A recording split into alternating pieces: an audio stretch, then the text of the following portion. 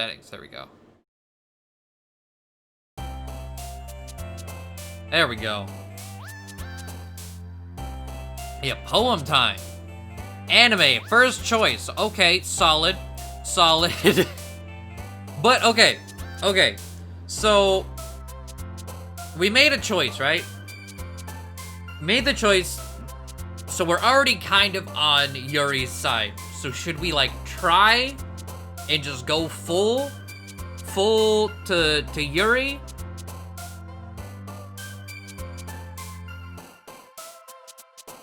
She definitely seems fucked up. There's something fucked up about her. I think there's something fucked up about everyone, but hers seems most obvious. I think we're split right now.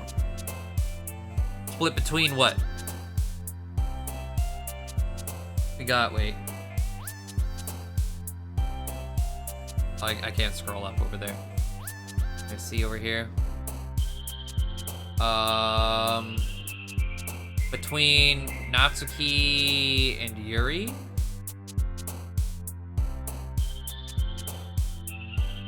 Let's see. I'd say, okay. Let's try and like, let's try and wow her. She seems depressing. So she probably likes existence. Do we have another 20 words? Yeah.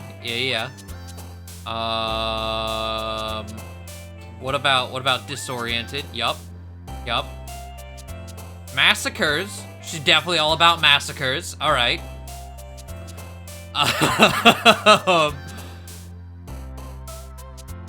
Anger? No. Little angry cupcake. Okay, I see you. Agonizing. That's probably Yuri. Yup. Disaster. Cheeks. I didn't pay attention. I didn't realize they were jumping whenever we hit cheeks the first time, so I don't know who likes cheeks. I feel like cheeks is like a cutesy thing, so that's probably Natsuki's territory. She's an expert of cheeks. Studied under slur. Awesome. Cage. Email. Cage? Yup, you like cages. Alright, weirdo. After image, journey, disown, alone, raindrops, inferno, whirlwind, firefly, extra. Oh. Alright. Disarray, vivid, treasure, beauty, broken, feather, fireworks, judgment, climax. Oh. Broken. Why are you broken? No, god damn it. Kiss kitty. Lazy tears. Giggle, crimson, death. Okay. We got an undercover fucked up person over here. The neighbor down the block. Or next door or whatever. Alright.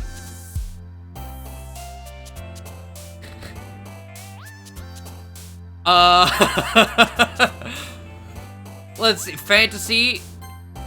But she said straight up she likes fantasy. What the okay. This isn't going too well.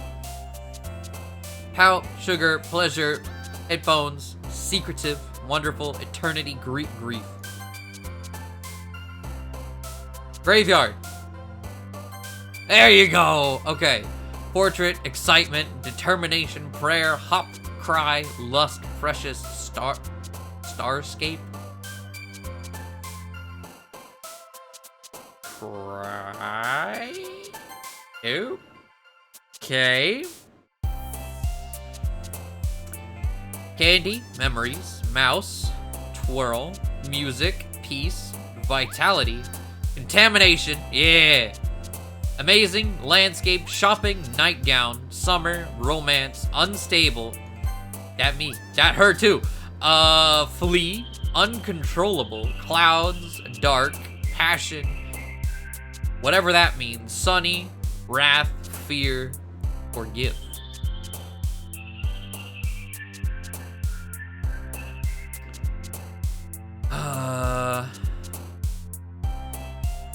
Dark? Nope. Well then. Anxiety. Yep. How many words? We got 2 words. Bliss, sweet, aura, poof, destiny, universe, loud, sparkle, smile, captive, destiny. Silly, warm, meager, bed, unending, incapable, doki doki, lipstick, sadness, anguish, depression.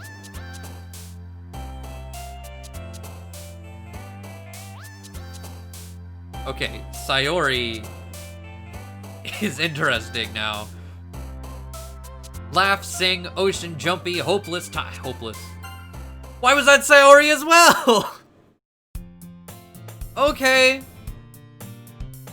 Another day passes and it's time for the club meeting already. I've gotten a little more comfortable here over the past couple days. Entering the club room, the usual scene greets me. Hi, poledoo. Yo, Sayori. Looks like you're in a good mood today. I'm just not used to you being in club, that's all. Okay, I think Sayori... Oh, I missed it. Let's see if I can read it here. I think Sayori is depressed, and Yuri is...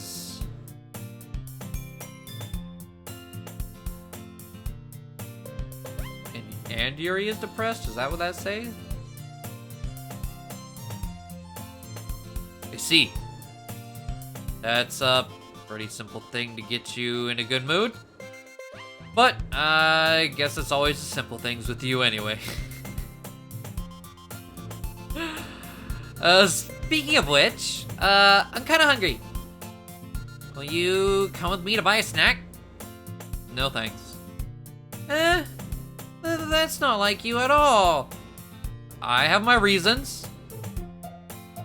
Why don't we take a look at your purse, Sayori? What? Huh? Why that? Oh, the sudden... Oh. No reason, really. I see. I just wanted to look at it. She was trying to get me to buy her snacks. I see you. Sayori nervously retrieves her coin purse. She fumbles with the latch and gets it open.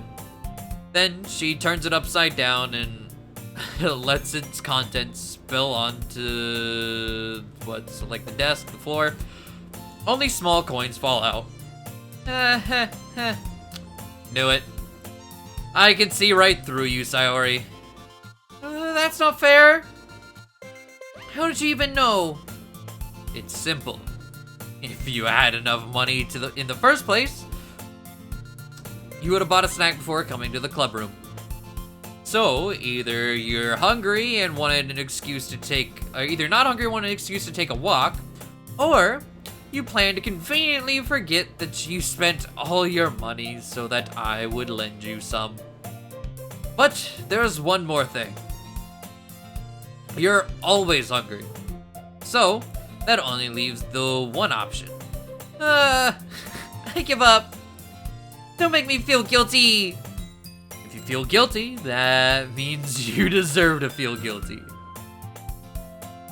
Yuri suddenly giggles. Huh? I didn't notice that she was listening in. Her face is in her book as always. I wasn't listening to or anything.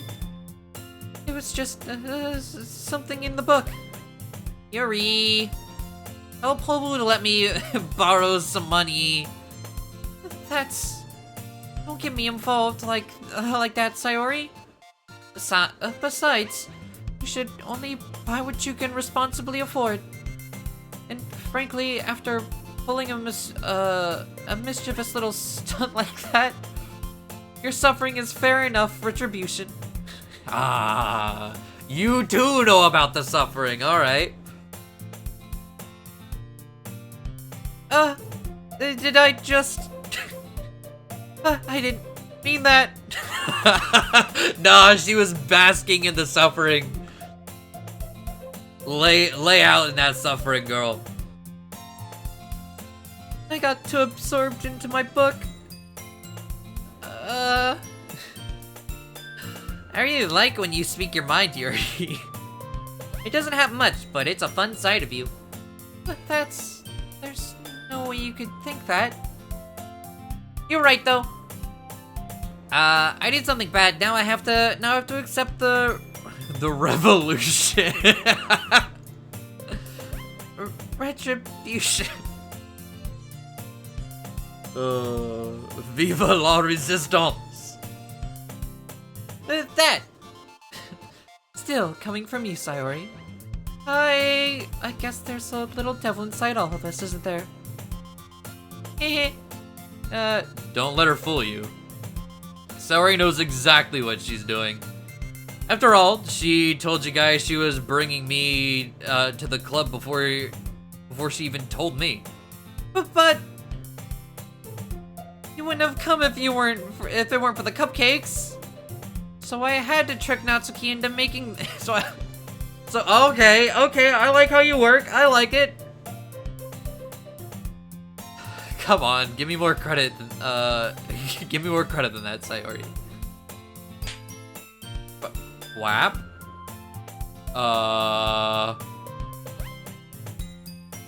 Who just got hit? Out of nowhere, something smacks Sayori in the face and tumbles onto the desk. Ow. I thought it was gonna be Natsuki, like, slapping you, like, how dare you trick me into making cupcakes? What was, a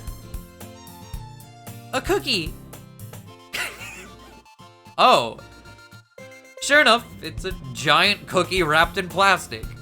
Sayori glances around. Is this a miracle? It's because I paid my restitution. Retribution. Actually, that one almost worked. It was still Natsuki, though. I was just gonna give it to you, but then I heard you blab about the cupcakes. It was totally worth seeing your reaction, though. But Natsuki, it's so nice of you. Please throw more cookies at my face. I'm so happy. Sayori hugs the cookie. Jeez, just eat it. Sayori rapidly tears open the wrapper and takes a big bite. So good. Sayori suddenly clasps her hands over her mouth.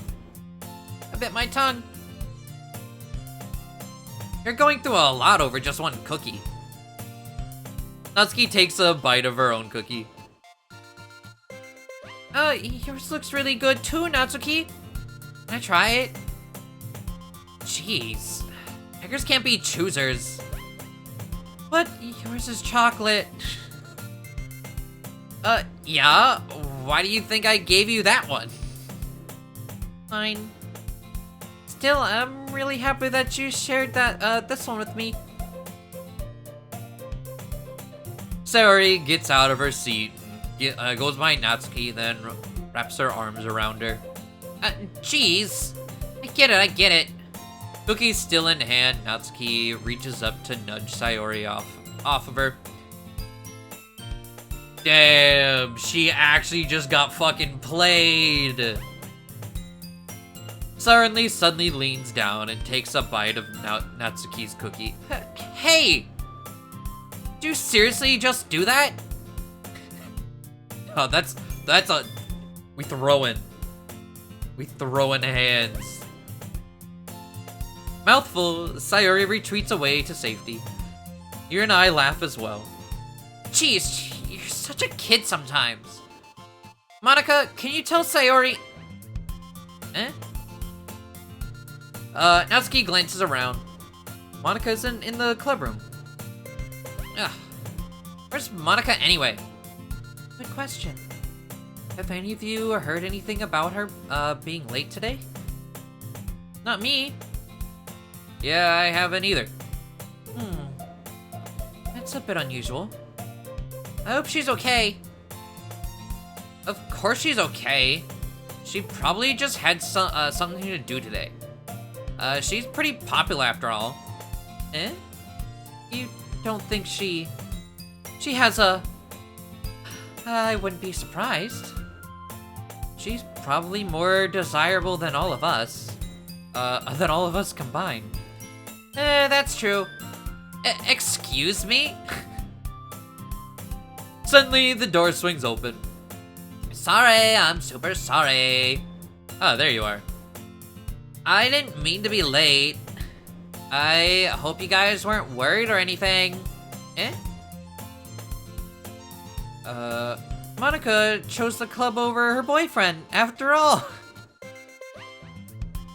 You're so strong-willed. But, boyfriend? What on earth are you talking about?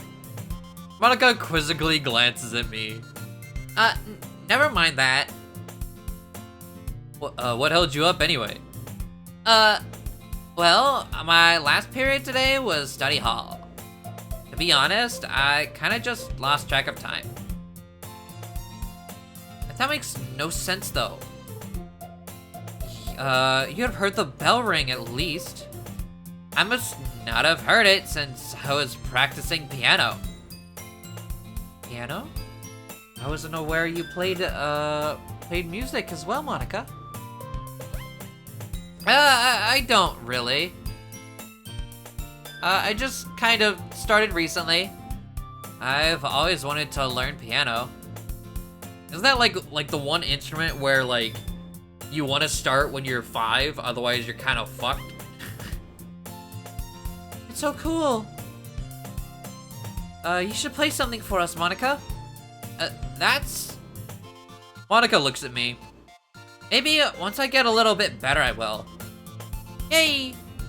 That sounds cool. I also look forward to it. Is that so? In that case, I won't let you down, poledoo. Monica smiles sweetly. I didn't mean any pressure or anything like that. Don't worry. I've been practicing a whole lot recently. And I'd love the chance to share once I'm ready. I see. In that case, best of luck. Thanks. So I didn't miss anything, did I? Not really. I choose to leave out Sayori's mischievous escapade. I'm sure Natsuki will end up complaining to her anyway. It looks like everyone is already settled down. Sayori somehow already finished her entire cookie. What do you mean somehow? It was like a solid minute. That's a cookie, man. Yuri is back to her book, and Natsuki disappeared into the closet.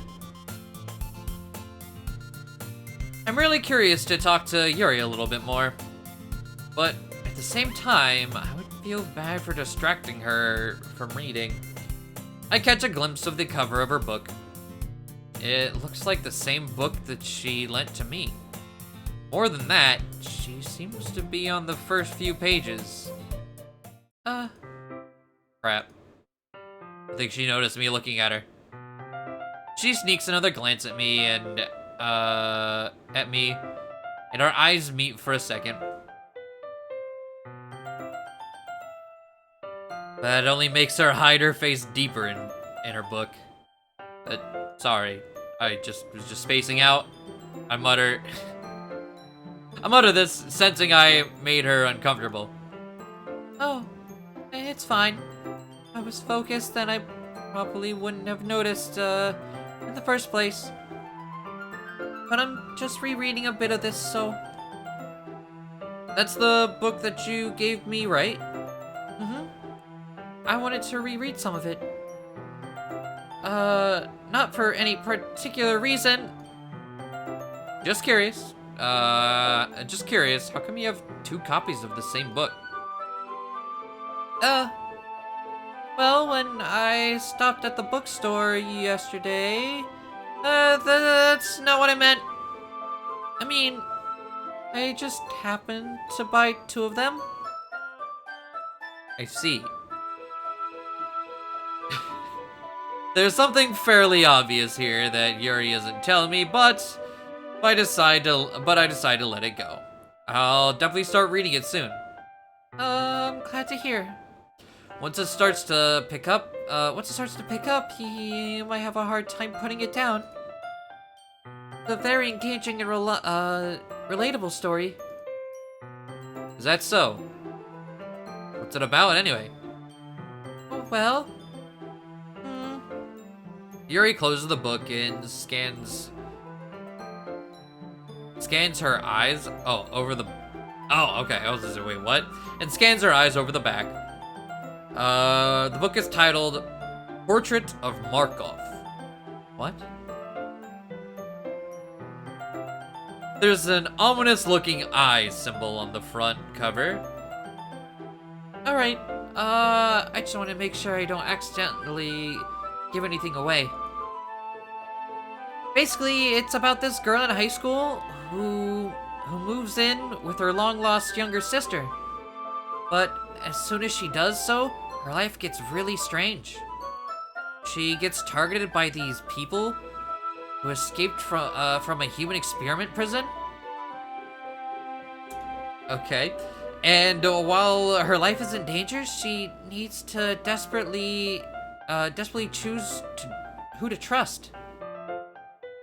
No matter what she does, she ends up destroying most of her relationships, and her life starts to fall apart. That's kinda... that's kinda dark, isn't it? He made it sound like it was going to be a nice story, so... That dark turn came from nowhere. She just laughs. Okay. Okay. Yuri gently giggles all of a sudden. See, are you not a fan of this sort of thing, poledoo? No, it's not that. I mean, I can definitely enjoy those kinds of stories. So don't worry. I hope so. Yeah, I totally forgot that Yuri is into those things. So, she's so shy and reclusive on the outside, but in her mind seems to be completely different. Yeah? It's just that those kinds of stories, they challenge you to look at life from a strange, new perspective. When horrible things happen, not just because someone wants to be evil, but because they have their own goals, of their own philosophy that they believe in.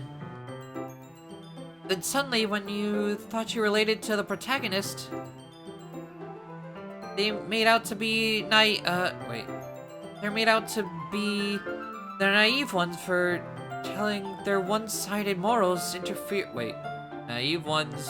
Oh, for letting their one-sided morals interfere with the villain's plans. I'm rambling, aren't I? Not again. I'm sorry. Hey, don't apologize. I haven't lost interest on anything. Well, I guess that's alright then. But I feel like I should let you know that I have this problem. When I let things like books and writing fill my thoughts, I kind of forget to pay attention to other people. So I'm sorry if I end up saying something strange. And please stop me if I start talking too much. I really don't think you need to worry. That just means you're passionate about reading. The least I can do is listen. It's a literature club after all. That's true. Fact. I might as well get started reading it, right? Right? You don't have to.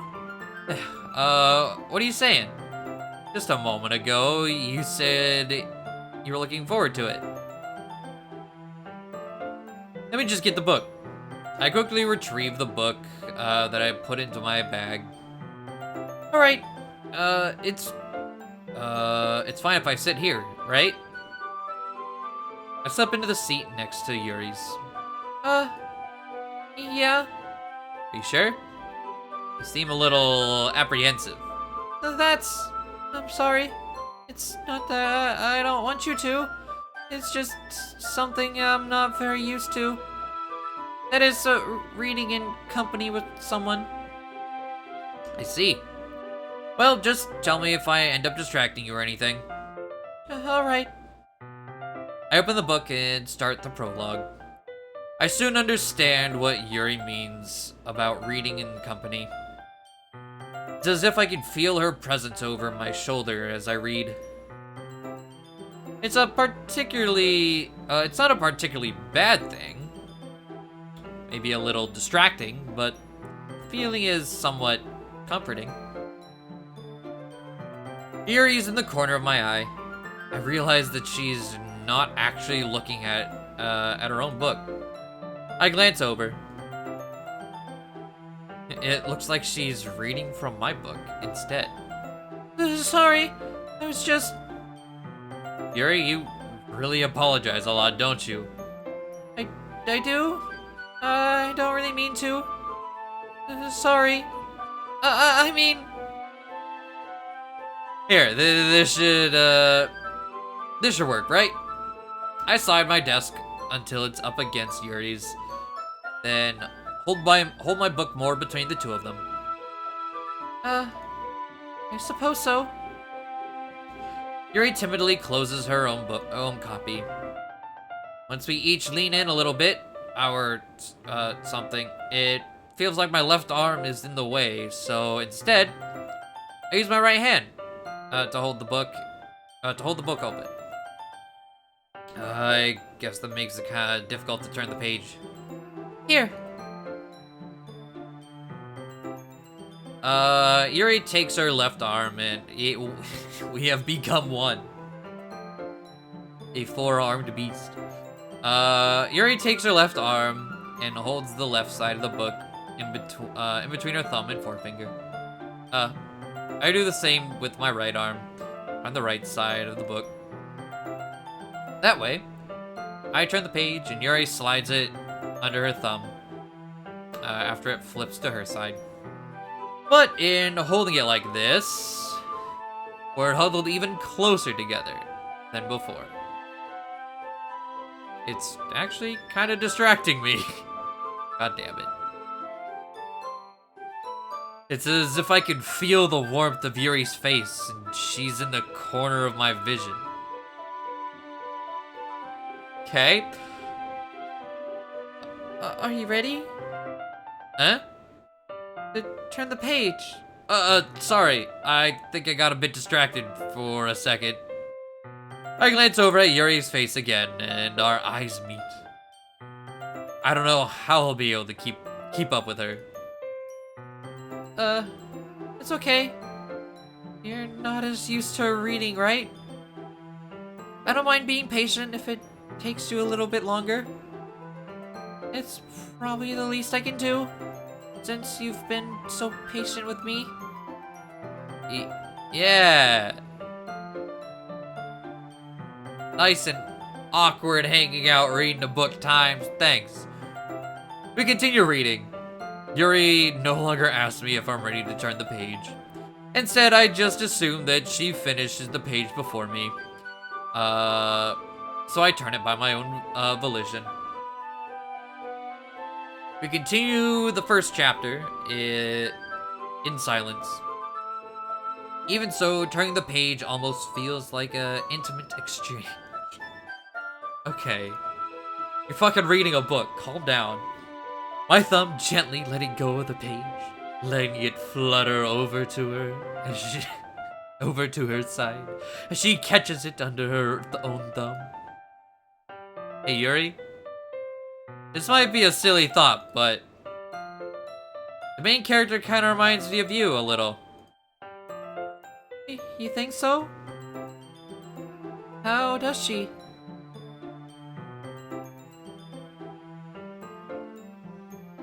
But awkward, you're right.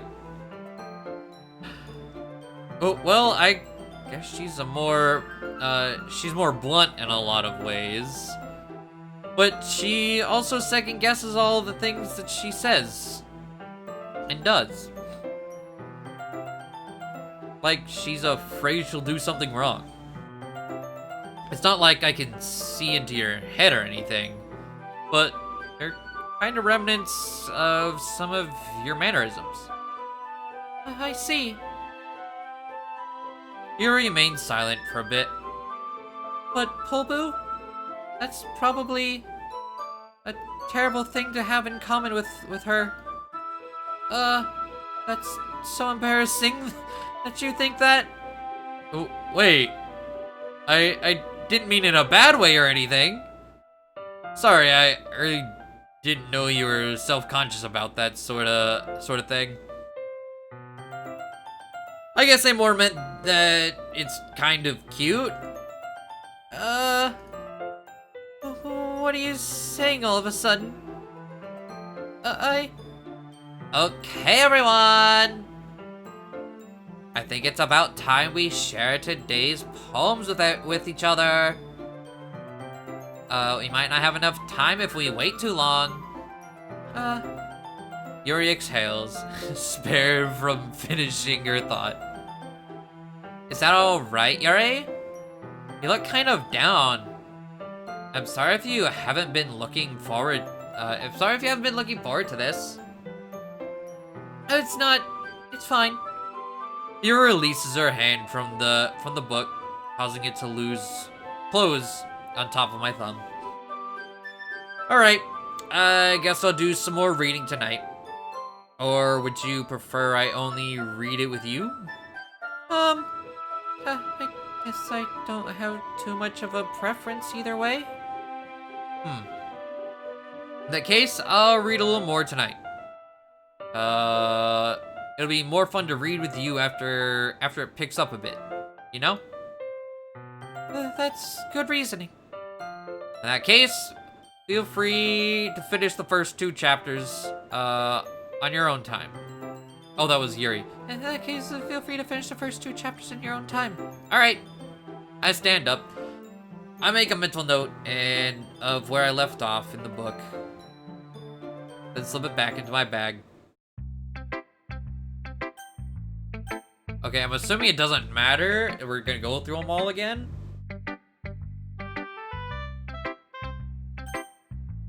Just in case. We'll start here. Let's see what you've written for today. Yuri stares at the poem with a surprised expression on her face. You like it? poledoo?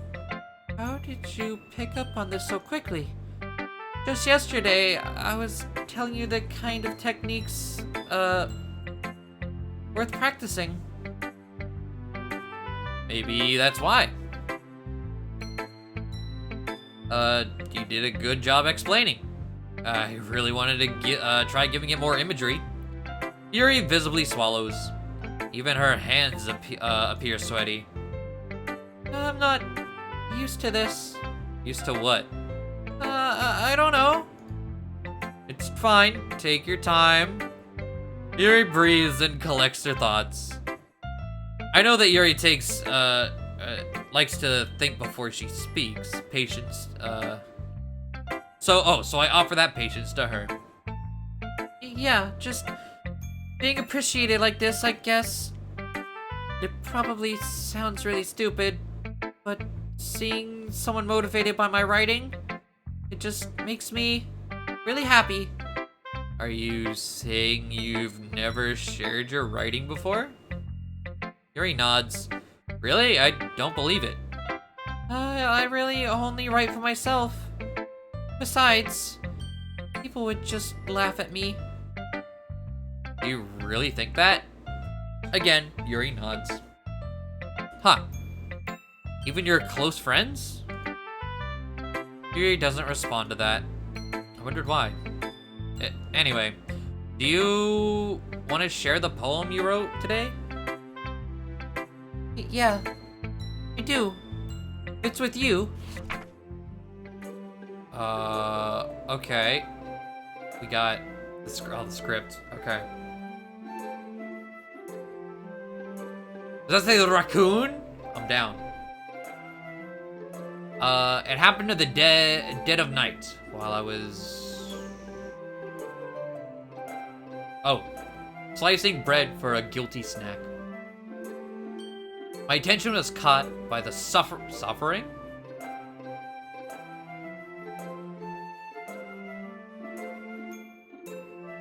Scuttering. Scuttering of a raccoon outside my window. That was... Wait, did I skip a line? Oh god. No, that was...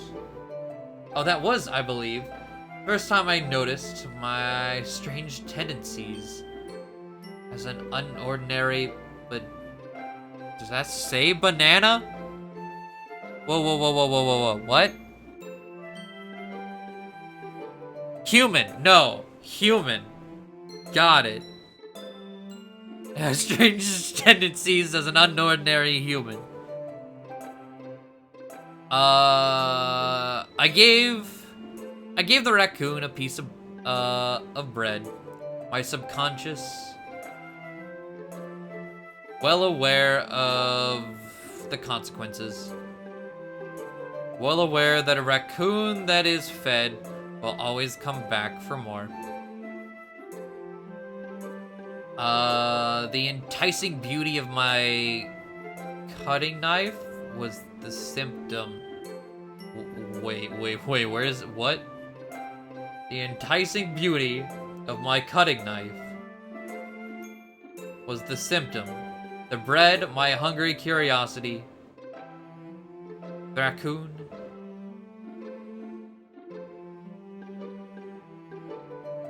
A what? Oh, an urge. Okay.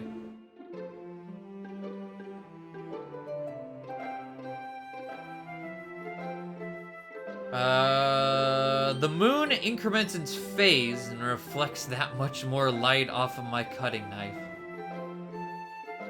The very same light that glistened in the eyes of my raccoon friend. I sliced the bread, fresh and soft. The raccoon became excited. Or perhaps, I'm just projecting my emotions onto the newly satisfied animal. God damn, I keep accidentally right clicking. The raccoon has taken to following me. Yo, give me a pet raccoon. You could say that we have gotten quite used to each other. The success becomes hungry. Wait. No. The raccoon becomes hungry more and more frequently. So my bread is always handy. A world of blood. Wait. What? Is always handy. Every time I brandish my cutting knife, the raccoon shows me its excitement. Oh, a rush of blood. Okay. Classic what? Pavlonian condition. Oh, classic Pavlonian conditioning. I slice the bread. And I feed myself again.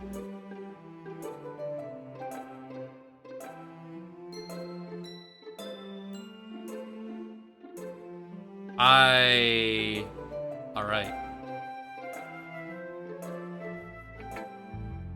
I was a little more daring with this one than yesterday's. Yeah? I don't know what I read. But alright. I can see that. It's a lot more metaphorical. I don't know if it's my fault, but I can't begin to imagine what this poem is about. Okay, thank you. That's right. It's a bit closer to my preferred writing style. Using the poem as a canvas to express vivid imagery and conveying emotions through them. Yeah, if I take it at face value, then I can't even figure out what it's supposed to mean. Well, I think it's something that different people can relate to in their own way. I wanted to express the way it feels for me to indulge in my more unusual hobbies. Like feeding raccoons? What? It's those sorts of things I'm usually forced to keep to myself. So I sometimes enjoy writing about them. Why do you keep them to yourself? Because they're embarrassing. I mean, I wouldn't go around telling people I taste dog blood for fun, so... And people would make fun of me. Yeah? Don't you have anything like that, poledoo? Well... Yeah, I guess I do. I feel like everyone has a little something like that. The best we can do is respect each other and our individualities. Even if it's difficult sometimes, and some things make us uncomfortable. After all, if I hadn't learned to embrace my own weirdness, I'd probably hate myself. I might be ranting a little bit now, but I'm glad that you're a good listener. Alright, Sayori, let's see what kind of cheerful, weird, last-minute thing, or possibly dark, who knows anymore. Ooh! I like this one, poledoo. It has some nice feelings in it. I'm glad. Does that mean it's better than yesterday's? Let me think. I don't know. I guess I like them both. That's not very helpful, you know. Well, I'm not very good at figuring out if poems are good or bad. Same. But that's why I just go by my heart. If it makes me feel things, then it must be a good poem. I'm not sure that's exactly how it works. Then again, I guess conveying feelings is a pretty important part of this whole thing. Yeah, maybe.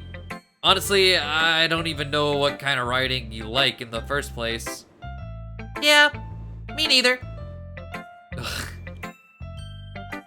Why don't you at least try giving it some thought? Aw, you want to write something for me? That's so sweet. Yeah, right. But you're always thinking about other people. You need to think about yourself once in a while. If you don't, you might end up getting hurt at some point. Eh? Well, I don't really know what you mean, but I'll try to keep it in mind. Well, whatever. Anyway, let's see. I guess I like happy poems. He likes happy poems. Wait, sometimes I like sad poems too. Okay. Sometimes a little bit of both. There's a word for that, right?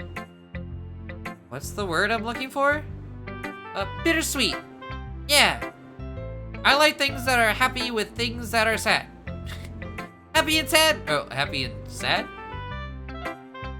I can't see you liking something sad, Sayori.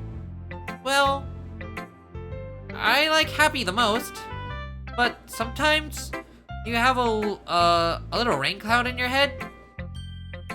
Sad poems can help give the rain cloud a little hug and make a nice happy rainbow. Sayori, that's unexpectedly poetic. It is? Maybe I'm getting better expressing my feelings after all. Thanks, poledoo.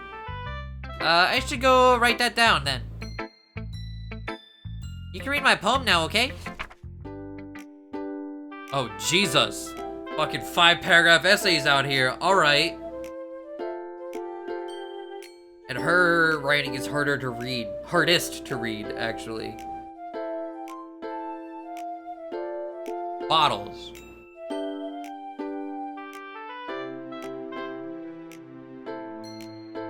I pop off my scalp like the lid of a cookie jar. It's a secret place where I keep all my dreams. Little balls of sunshine.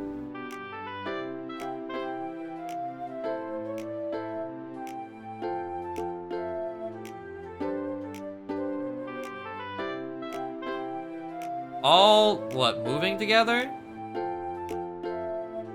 Like a bundle of kittens. Okay.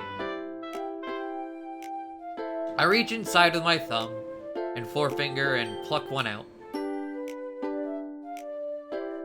It's warm and tingly. Poking in your brain, what the fuck? Warm and tingly, but there's no time to waste. I put it in a bottle to keep it safe. And I put the bottle on the shelf with all the other bottles. Happy thoughts, happy thoughts, happy thoughts in bottles. All in a row. Where's this going? My collection, makes me lots of friends. Each bottle a starlight to make amends. Sometimes my friend finds a certain way. Down comes a bottle to save the day. What? Oh, feels a certain way. Okay. Night after night, more dreams. Friend after friend, more bottles.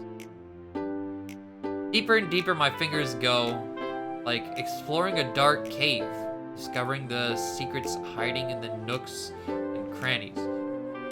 Alright. Dying and digging, scraping and scraping.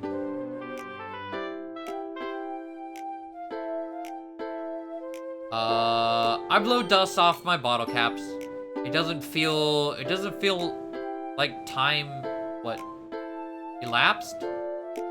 My empty shelf could use some more. My friends look through my locked front door. Oh, okay.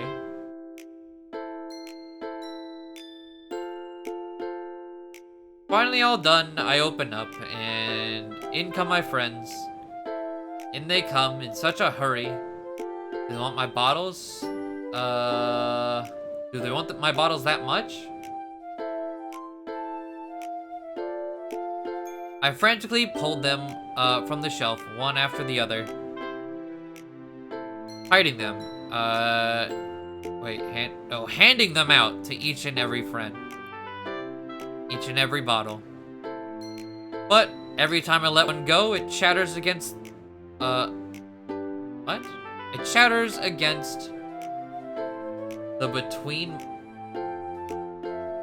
Wait a second.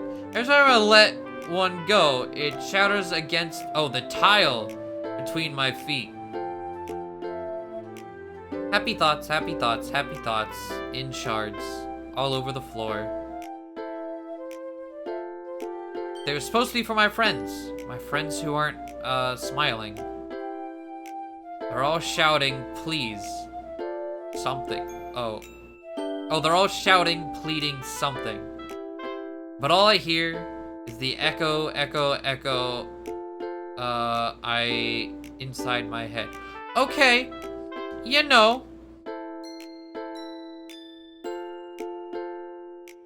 Nice and depressing.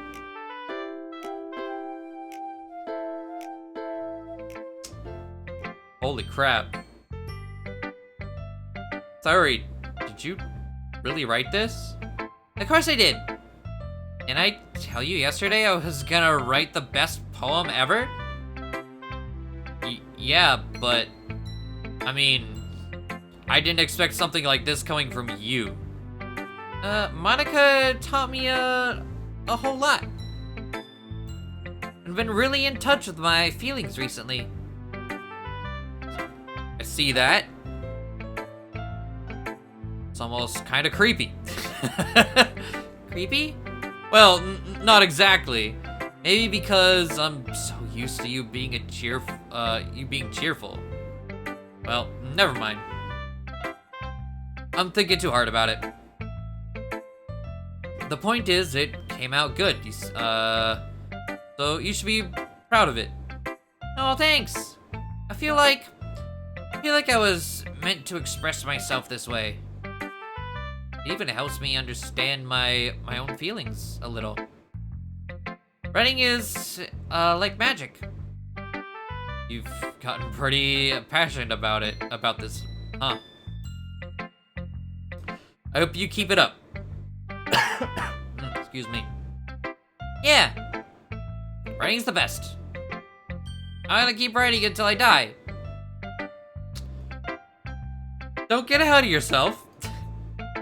Sayori's always had a habit of getting obsessed with something. Something before dropping it no more than a week later. I wonder if this one is one of those times. But seeing the passion in her eyes makes it hard for me to be pessimistic. All right. More reading struggles with poledoo. I liked your last one better.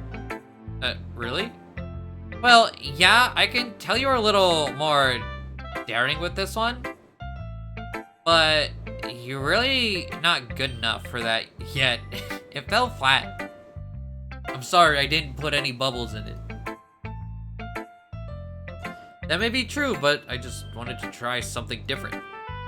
I'm still figuring this all out. I mean, I always like poems that aren't trying too hard.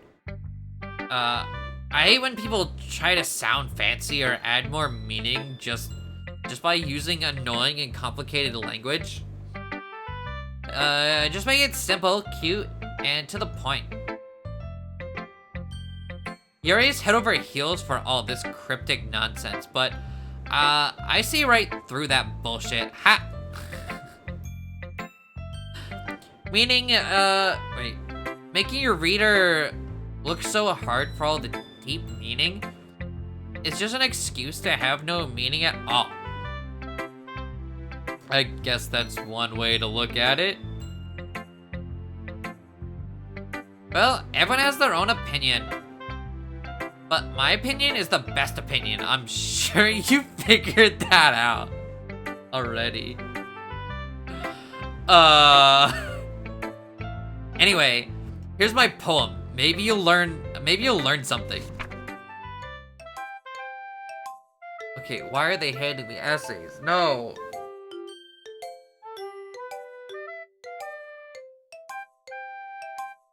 Amy likes spiders. Fuck Amy then.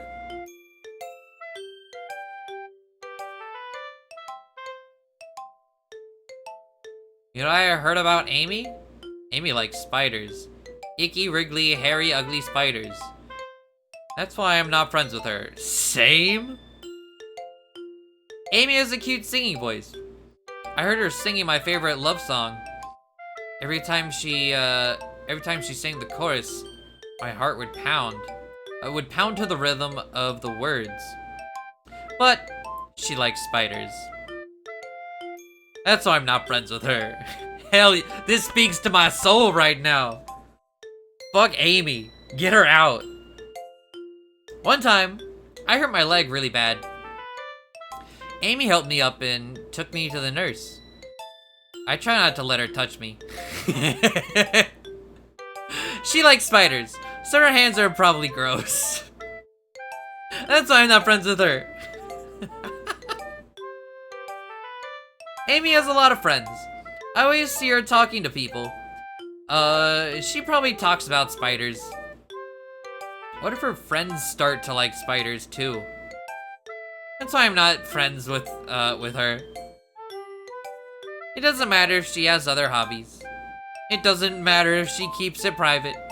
It doesn't matter if it doesn't hurt anyone. It's gross. She's gross. The world is better off without spider lovers. And I'm gonna tell everyone.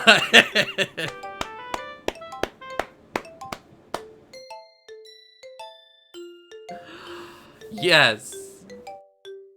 Yes. Absolutely. I love it. Not bad, right? Quite a bit longer than yesterday's. Yesterday's was way too short. I was just warming up. I hope you didn't think that was the best I could do. No, of course not. Anyway, the message is pretty straightforward in this poem. Yeah, fuck spider lovers. There. I don't have to explain it. Sometimes you can explain complicated issues with much simpler analogs. And it helps people realize how stupid they're being. Like, anyone would agree that the subject of this poem... wait. Like, anyone would agree that the subject of this poem is an arrogant jerk. Nah, fuck spider lovers. Do you know people like that? Of course, it's about how everyone thinks my... that doesn't matter. It can't be about anything. Or it can be about anything. I wrote it to be easy to relate to. Everyone has some kind of weird hobby or a guilty pleasure. Something that you're afraid of. If people find out, they make fun of you or think less of you. But that just makes people stupid. Who cares what someone likes? Who cares what someone likes as long as they're not hurting anyone and it makes them happy? But fuck spiders though. I think people really need to learn to respect others for liking weird things. Huh, that's funny. You wrote about something similar today. Huh? Did you say Yuri? Yeah. She said her poem was about an unusual hobby of hers. I didn't really get it, but she said something similar to you. That people shouldn't make each other feel insecure about these things. Really? Well, I mean, Yuri's pretty weird, so I wouldn't doubt that she has some weird hobbies. Not that there's anything wrong with that. It's not like I would judge her or anything. Fucking baka. Natsuki has trouble finding words. I guess I should try not to be so mean to her. If she feels insecure about her weird behaviors and stuff. I mean, I always hate people who make her feel insecure. And Yuri made me feel insecure yesterday. But the way you put it, it sounds like she's learned her lesson.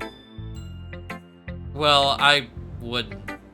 Well, I would say so. Even if her writing style is different, I'm sure she'll appreciate the message in your poem. It's what I do best, after all. I don't like writing unless there's a good message to take away from it. Like conveying emotions is important, but I want to make people think, not just feel. Remember that. I'm gonna write a good one for tomorrow, too. So look forward to it. God damn it. Alright, Monica.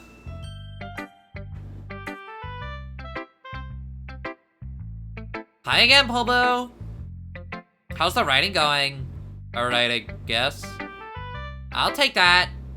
As long as it's not going, as long as it's not what? Oh, going bad? I'm happy you're applying yourself. Oh, I see, okay.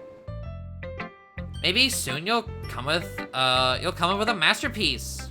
I wouldn't count on that. You never know. Wanna share what you wrote for today? Sure, here you go. I give my poem to Monica. Alright. Great job, Polbo. I was going ooh in my head while reading. It's really metaphorical. I'm not sure why, but I didn't expect you to go for something so deep. I guess I underestimated you. It's easiest for me to keep everyone's expectations low. That way, it always counts when I put in some effort. That's not very fair. Well, I guess it worked anyway. You know that Yuri likes this kind of writing, right? Writing that, Writing that's full of imagery and symbolism? Unlike Sayori, who likes using simple and direct words to describe happiness and sadness, Yuri likes it when readers are left to derive their own meaning out of it. It's very challenging to write like that effectively. Both allowing people to get something out of it just by feel, or letting them deeply analyze it, all of the nuances. It can take years of practice, which I'm assuming Yuri has at this point. I never really asked though. I'm sure I'm nowhere near her level. Don't worry so much about that. You do your own thing. Just keep exploring and learning by trying new things. But anyway, you want to read my poem now? I like the way this one turned out, so I hope you do too. Alright, let's take a look. Oh, okay, it's like, oh, that's a big-ass scroll bar, oh no. Save me. The colors, they won't stop. Bright, beautiful colors, flashing, expanding, piercing, red, green, blue, an endless cacophony of meaningless noise.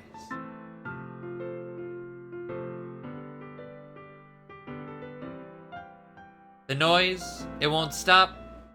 Vibrant, grating waveforms, squeaking, screeching, piercing, sine, cosine, tangent. I mean, yeah, sure. Like playing a chalkboard on a turntable, like playing a vinyl on a pizza crust. An endless poem of meaningless me. Oh, of meaningless what? Load me? Is that what that says?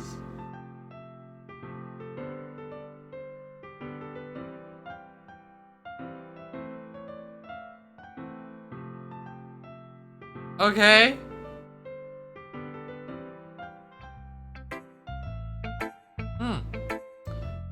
It's more abstract than your last one, huh? I guess it's just the way I write. I'm sorry if you don't like it. No, I never said that. It's just a kind of thing I've never really seen before, I guess. I kind of like playing with my space on the paper. Choosing where and how to space your words can totally change the mood of the poem. It's almost like magic. Though the way I wrote the times really wait, what? Oh, the way I wrote the lines really short makes it feel like they're trying to speak over the noise. I see. It's still hard for me to tell what it's about though. Sometimes asking what a poem is about isn't the right question. A poem can be as abstract as a physical expression of a feeling, or a conversation with the reader. So, putting it that way, not every poem is about something. Anyway, here's Monica's written tip of the day. Sometimes, you'll find yourself facing a difficult decision. When that happens, don't forget to save your game.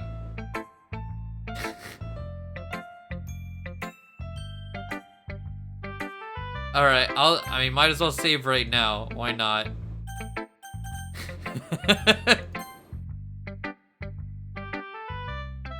You never know when you might change your mind.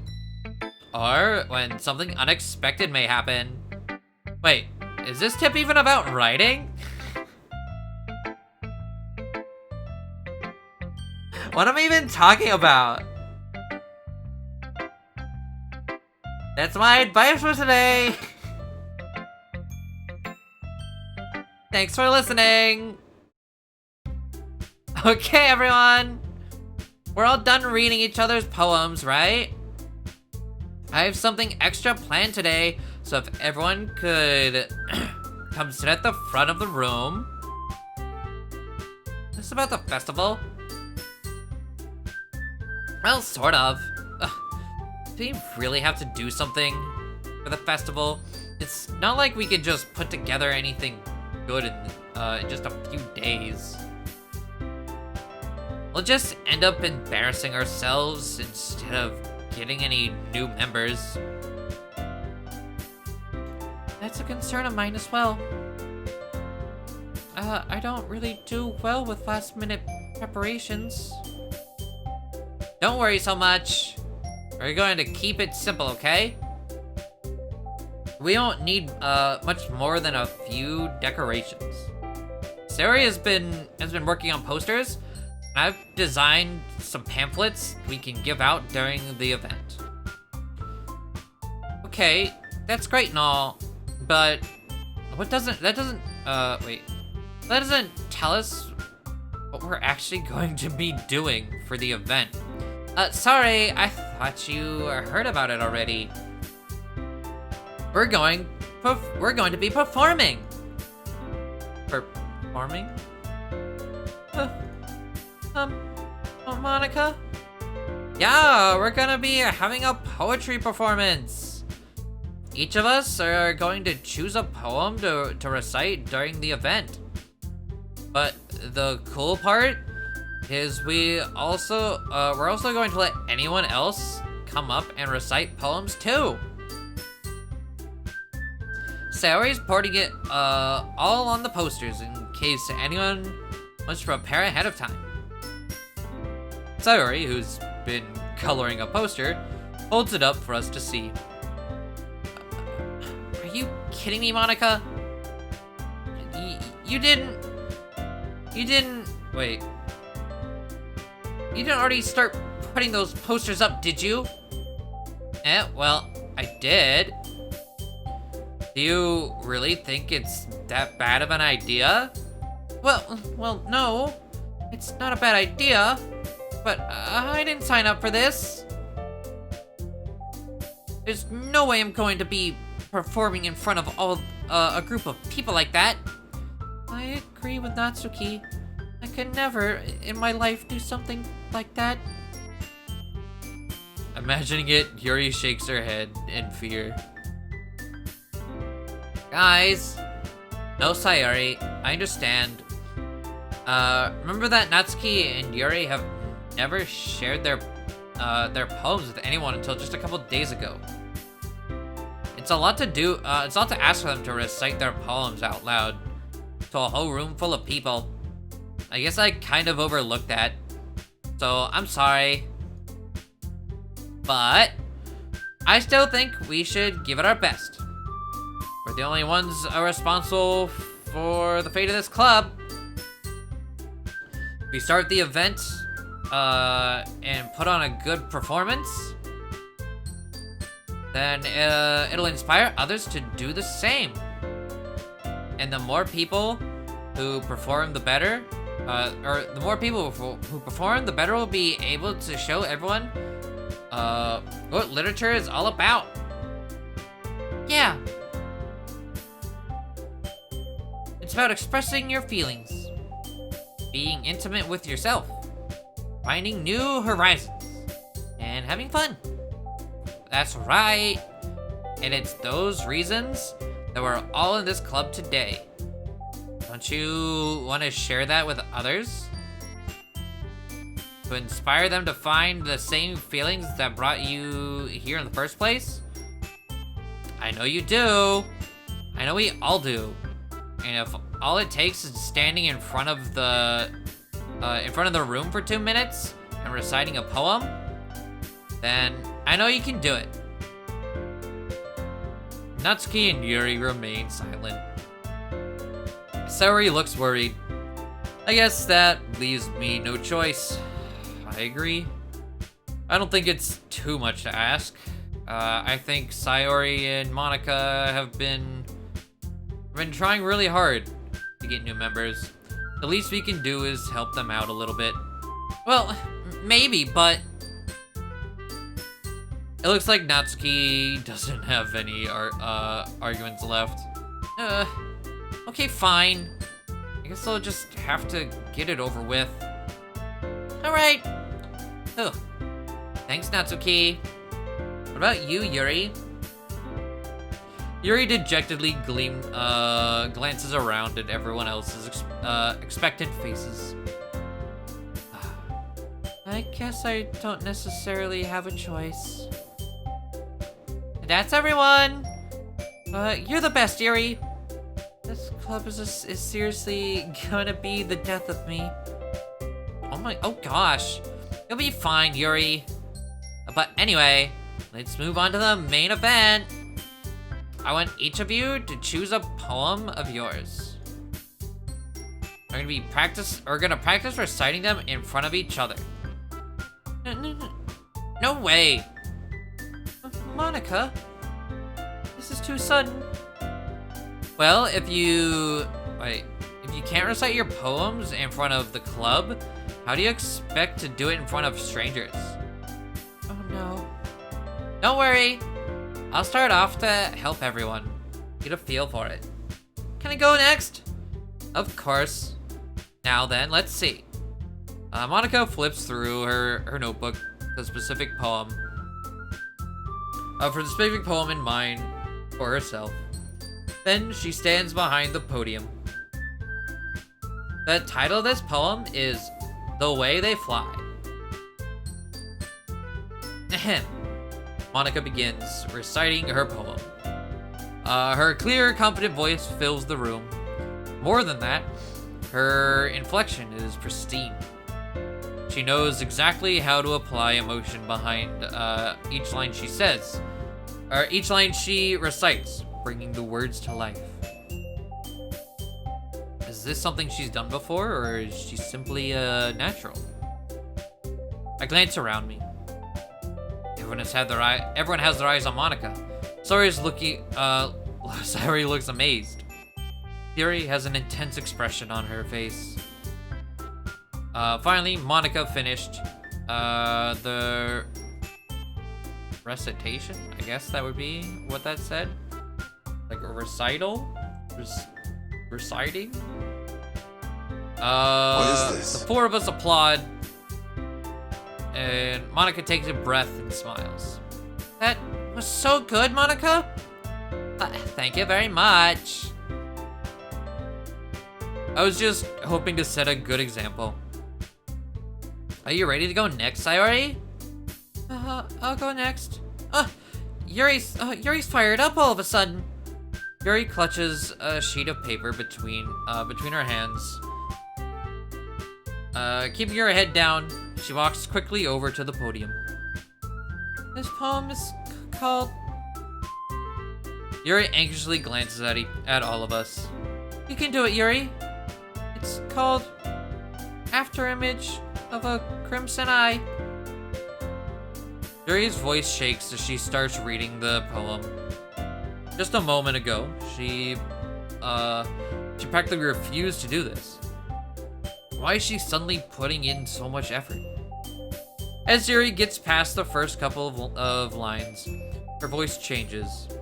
It's almost like what happens when Yuri gets absorbed into her books.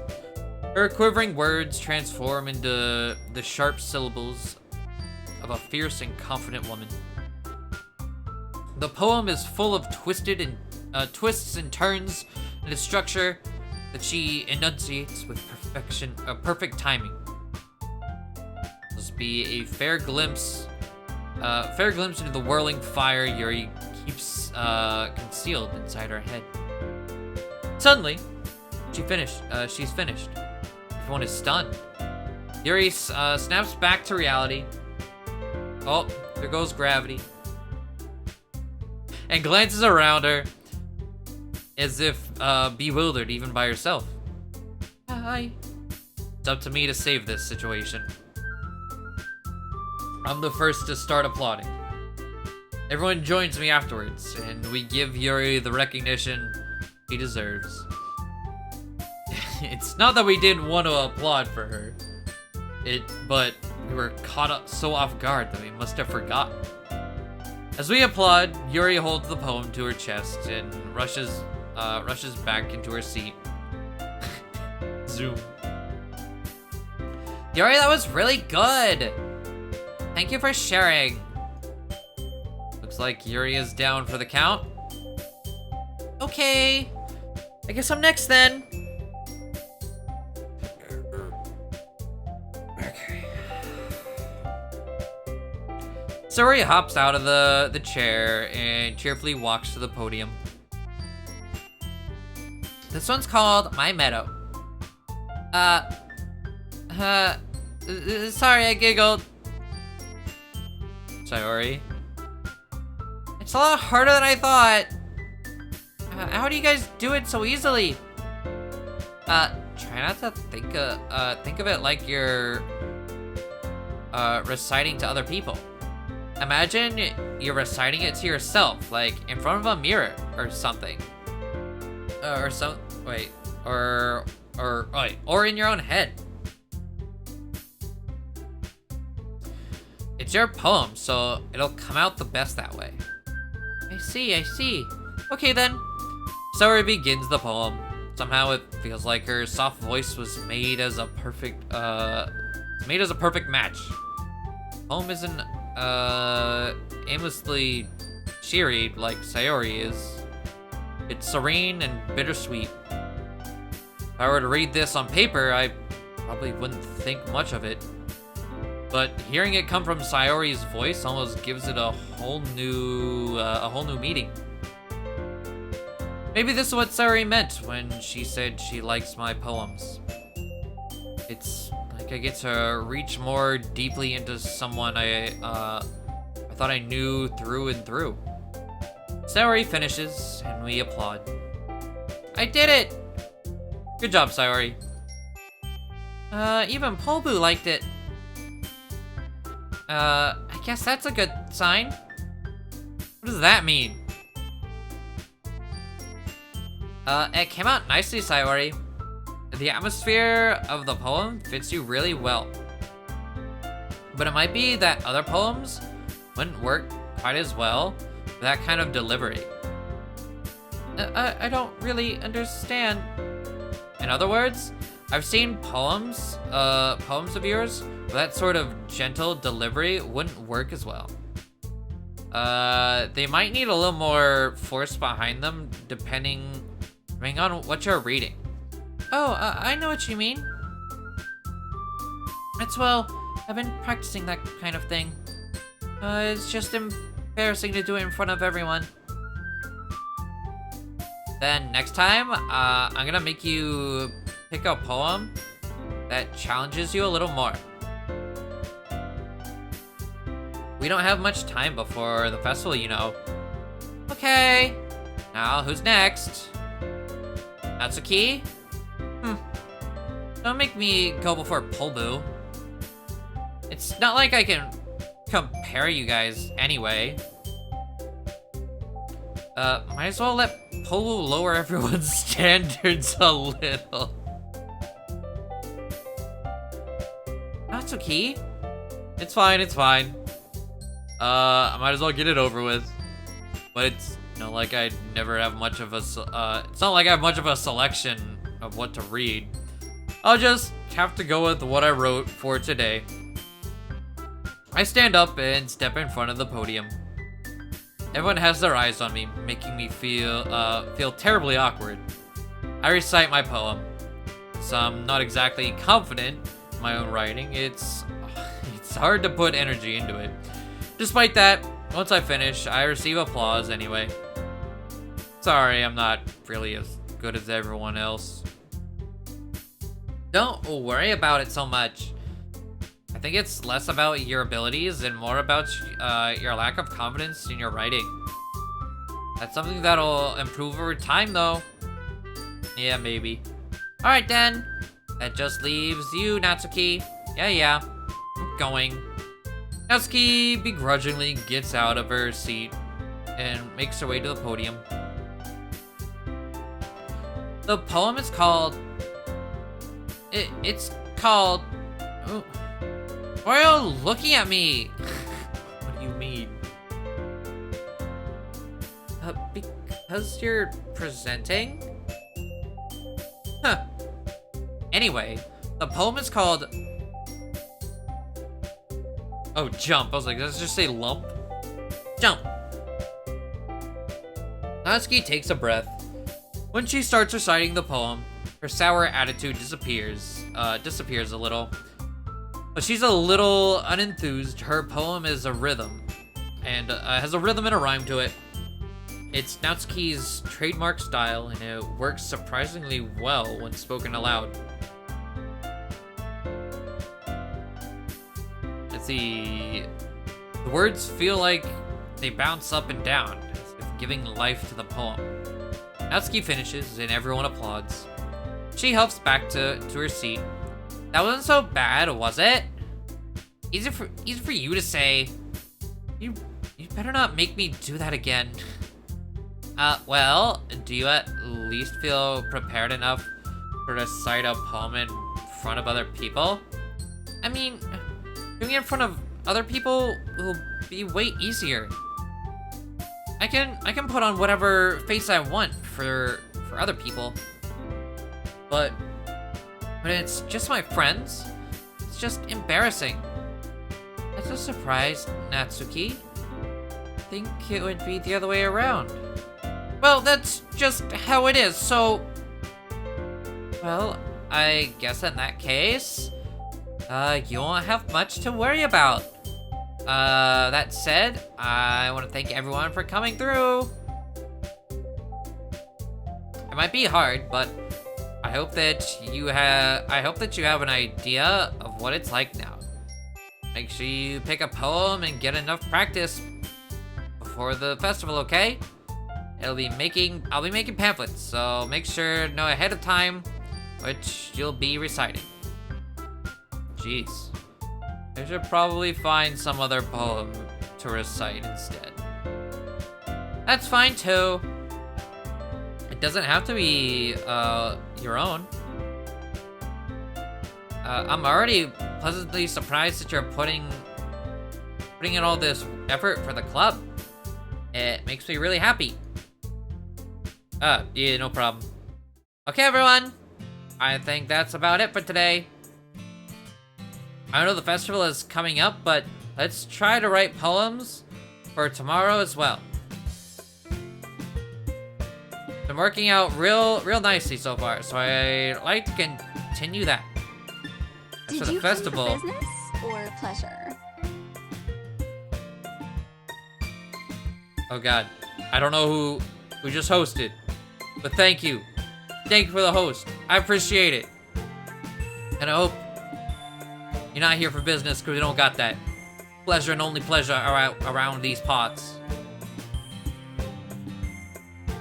Mondays are the big day. I can't wait. I can do this. I can do this. Alright. I stand up. There's no way I'll be able to find the same enthusiasm as Sayori and Monica.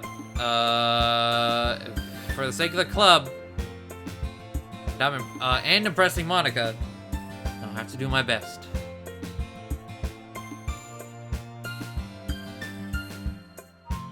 Ready to go, Sayori? Yep! Look at you two always getting home together like that. It's kind of adorable, isn't it? Jeez, guys. Don't make such a big deal out of it. It must be a little nice, though. Well, how am I supposed to respond to that? It's okay, poledoo. Whatever.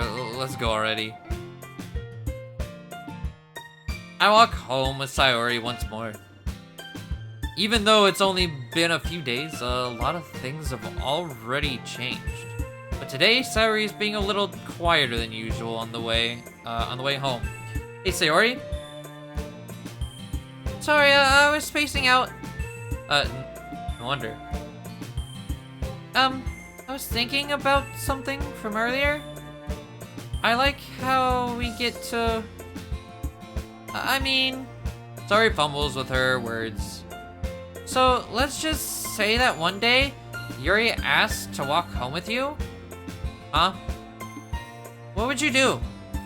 What kind of question is that? You're kind of putting me on the spot here.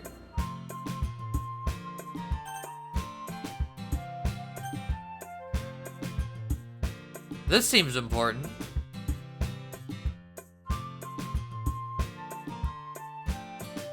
Oh no, my laptop locked itself again. I can't see chat.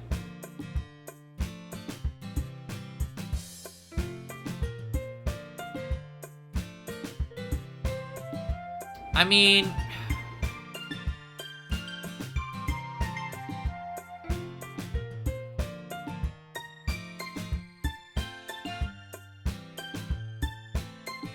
Like what, girl?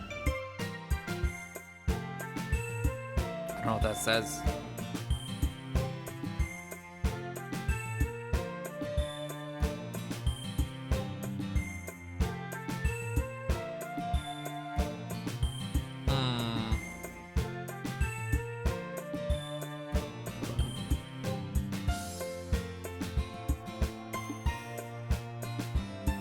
Might be able to see.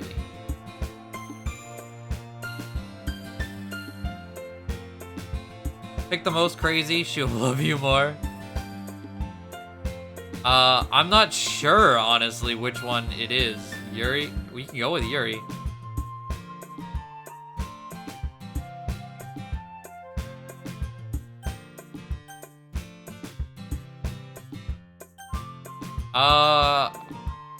I would walk home with Yuri.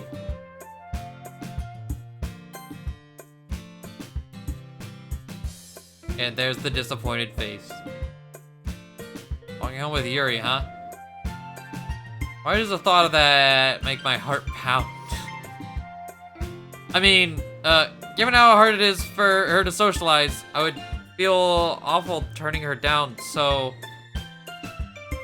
Isn't she so beautiful and smart? Has nothing to do with what I just said. Hey, you admitted it! Jeez. There's not even any point to speculating something that's never gonna happen. Well, maybe. But I just like to think about it. It's not long before you won't need me anymore, you know. Need you? Sayori? I can't figure out how you're seeing things in your head right now. I'm sorry. Everyone is different. Nobody in the club is a replacement for you. If you say so. Yeah. She got bodied.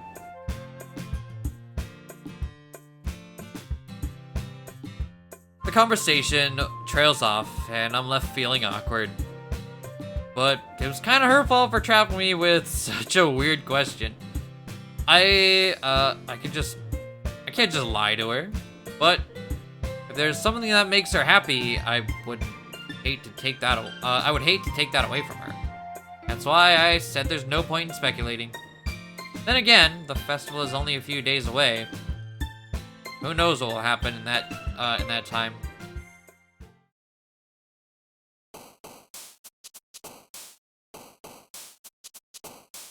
Okay, so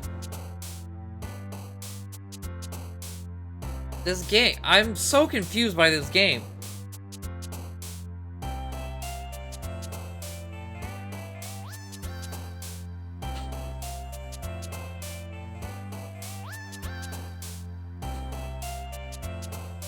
Hold on, let me save real fast.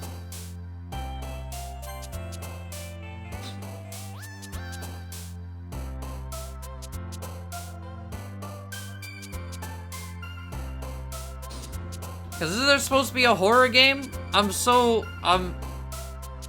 been playing this game for how many hours now?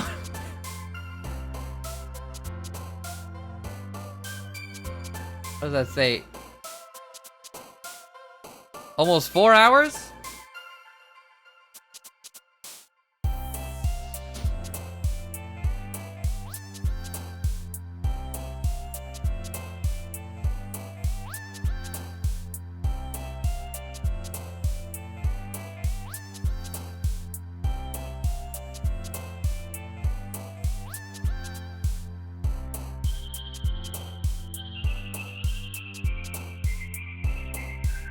Wait, joke tags? Nah, I'm pretty sure it's not joke tags. There's actual articles and shit written about this game. Unless every single article written is also a joke. Like, I feel like that's too far.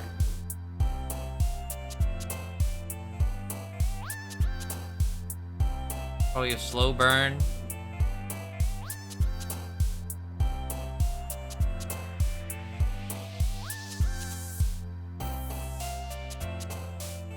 I mean, it's definitely slow.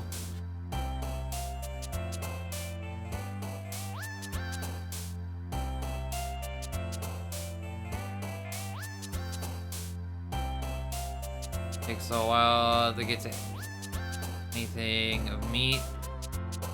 Be like 10 plus hours. I looked at this when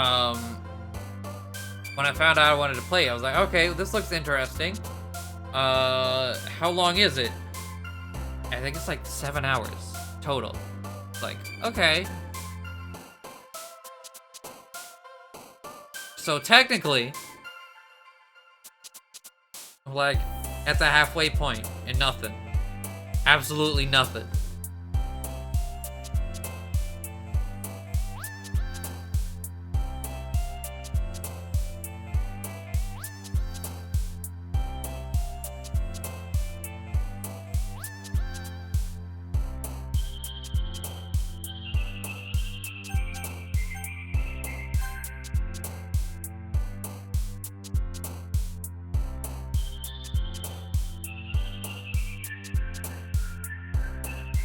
Main story. Wait, what? Main story. Okay, see, look, main story is 4. Well, he's just 7.5 apparently. Huh.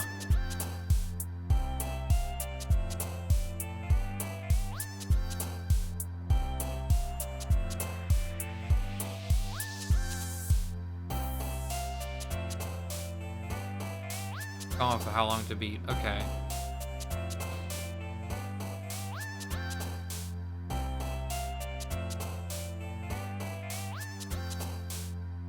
Oh, we'll continue on. Extraordinary, twirl, covet, nightgown, acid, socks, rose, bed, parfait, cry, this one. Oh, okay. Valentine, treasure, charm, cute, playground, hurt, spinning, music, fantasy, raindrops, party, grace, philosophy, milk. I have to go with milk. Calcium. After image. Disaster. Imagination.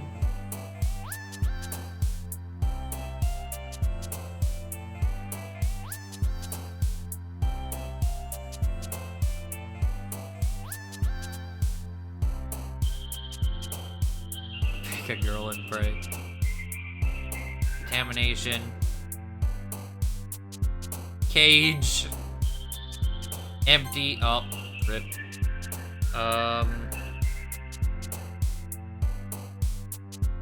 Misfortune. That's not. Fuck. Dazzle. Happiness. Massacre. Yeah. All right. Electricity. She likes that. Wrath.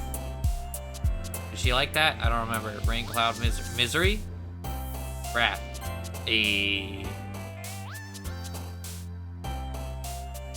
Frightening, peace, unrequited. Marshmallow. Frightening. Yeah, horror. Show me the horror. Hopeless, jumpy, email, lipstick, anxiety, pain, doki doki, chocolate, anxiety. Grief, daydream, fireflies, bouncy, bliss, lucky, climax, nibble, whisper. You know what? Of course. Alright. Anger. Anguish, sadness, depression. Play. Oof, death, dark, death. Fuck. Feather, together, shopping, variants, fluffy, memories, judgment, vanilla, breathe, swimsuit. What? Breathe, like, yeah, there we go. What are we at? 20 or 17? Atone, tragedy, ambient, sugar, marriage, Rick and Morty, silly, captive, destiny, hope. Let's go with Rick and Morty. Alright, she is a Rick and Morty fan. Anime, time, lust, headphones, flee, shiny, cheeks, suicide. Suicide, alright. Calm, pout, precious, disoriented, romance, crimson, blanket, whirlwind, clumsy.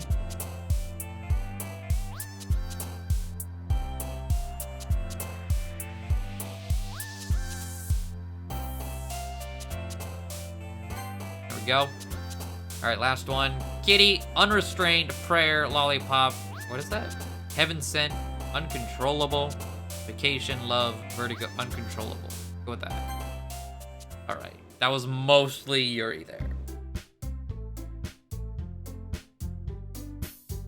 Oh man, I'm the last one here again. Don't worry, I just walked into. You practicing piano again? Yeah? You just have a lot of determination. Starting this club, and now picking up piano? Well, maybe not determination, but I guess passion. Remember, the club wouldn't be here if it wasn't for all of you. And I'm super happy that you're all willing to help out for the festival too. I can't wait for the festival. It's gonna be great. Eh? Weren't you complaining about it yesterday, Natsuki? Well, yeah. I'm not talking about our part of the festival. But it's a whole day of school where we get to play and eat all day. Yeah. All delicious food. You sound a bit like Sayori all of a sudden. Monica, do they usually have fried squid? Squid? That's a pretty specific thing to look forward to. Nah, I get behind that shit.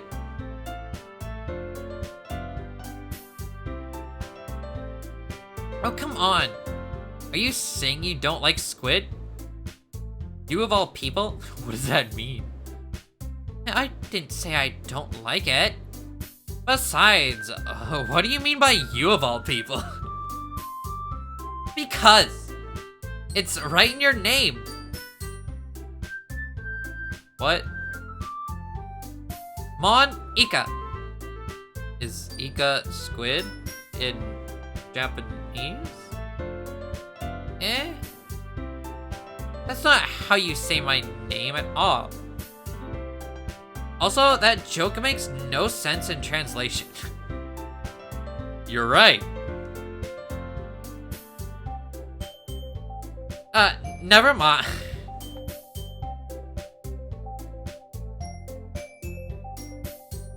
Oh, I accidentally went forward.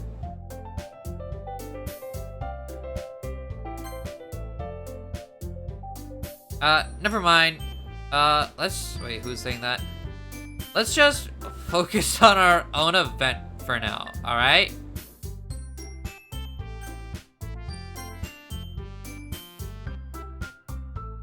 More fourth wall, yeah.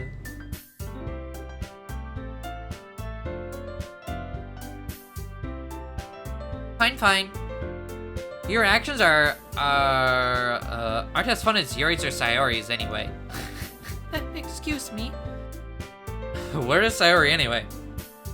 Oh, there you are. Sayori is sitting at the desk in the corner of the room, looking down at nothing. I walk over to her. Hey, Sayori. I have my hand in front of her face. Eh. You're spacing out again? You're spacing out again. Sorry. Don't mind me. You can go talk to everyone else. Huh? Is everything alright? Of course.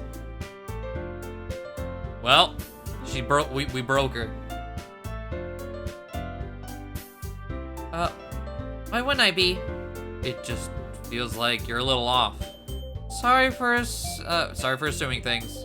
Jeez, you worry too much about me. I'm fine, see? Yuri shows me a big smile. Don't let me distract you from having fun with everyone. Well, alright. You say so? I worriedly glance at Sayori before turning back toward everyone else. But the conversation is already dispersed with everyone, back at their usual activities.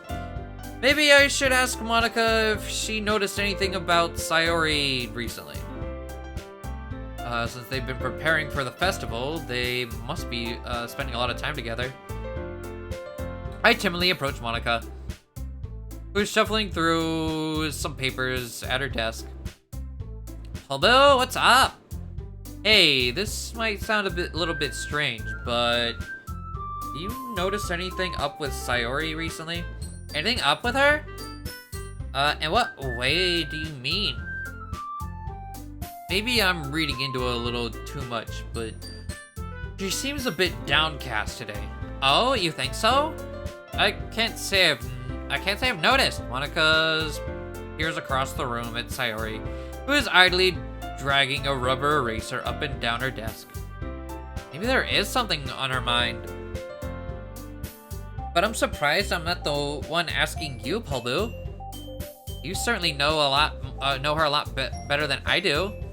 But she's never really like this. She's always talked to me about things that bothered her. This time, when I asked her, she was just really dismissive. Sorry, I know it's not your problem. I just wanted to ask if you knew anything, so I'll be... No. It's important to me too. I mean, I'm also friends with her. And I also care about the well-being of my club members. Maybe I'll try talking to her myself. Are you sure about that? She seemed like she wanted to be left alone. Are you sure? Maybe she just had a hard time bringing it up with the person of interest. Person of interest? What do you mean by that? I'm saying that maybe the thing on her mind is you, poledoo. Me? How on earth would you come to that conclusion? Her third eye, dude. Well, I probably shouldn't say too much, but Sayori talks about you more than anything else, you know. Huh? She's been so much happier ever since you joined the club. It's like an extra light was drawn inside of her. What? No way. Sayori is always like that. He's always been full of sunshine. It's not any different now than it always has been. You're so funny, poledoo. Have you thought that maybe you've always seen her as so cheerful? Because that's just how she is when she's around you? I said too much. I'm sorry, what do I know anyway? I didn't mean to jump to conclusions, so you should just forget about what I said. I'll try to talk to her, so try not to think about it for now. Alright. Just snuff that out. Yeah, you can go. It's fine. I know she said to forget it, but I already know wait. I already know that I won't be able to get her words out of my mind. Monica stands up from her desk and walks across the room to where Sayori is sitting. I watch her kneel down next to Sayori and gently talk to her. But she's keeping her voice quiet so that I can't hear her from here. I sigh and sit myself down. I know Sayori told me not to worry about her and have fun with everyone else, but it's impossible to do when she's being like this. Exactly how much do I care about exactly how much do I care about her that I'm letting this down? Letting this weigh me down so much. Now it feels like I'm the one behaving out of ordinary. But there's nothing I can do besides wait for Monica. Why does it feel like I'm being watched? I glance around the room. Suddenly, I notice Yuri's peering at me from over a book. But she looks away just as quickly or something. I don't know. She looks away quickly with a flustered look on her face. I realize that I won't get anywhere like this. I've never really seen Yuri approach anyone or start a conversation on her own. So, I have no choice but to approach her myself.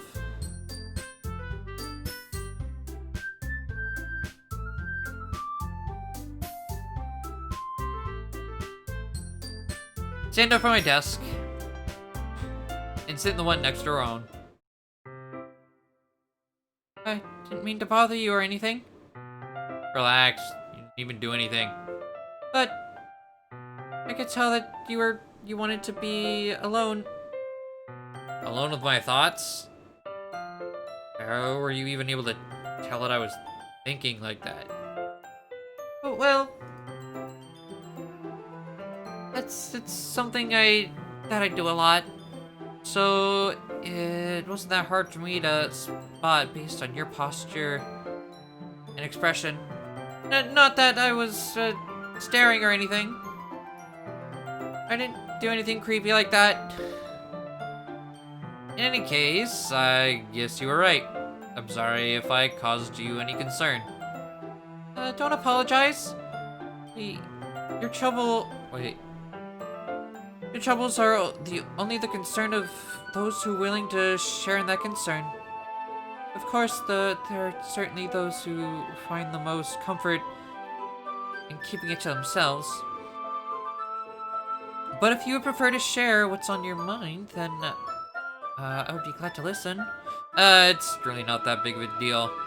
I was just feeling a bit uneasy about Sayori. Sayori? Yeah, she seems a little off today, but when I asked her about it, she didn't want to admit it to me. I can't help but wonder if something happened to her. Oh? That's quite romantic. Huh? Sorry. I didn't mean to say something stupid.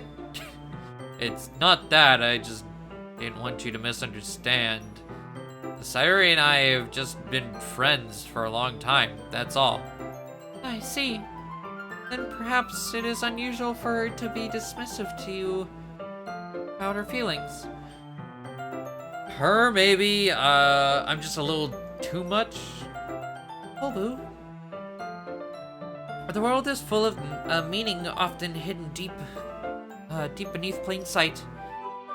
And there are many untold mysteries behind every person, no matter how well you may know them.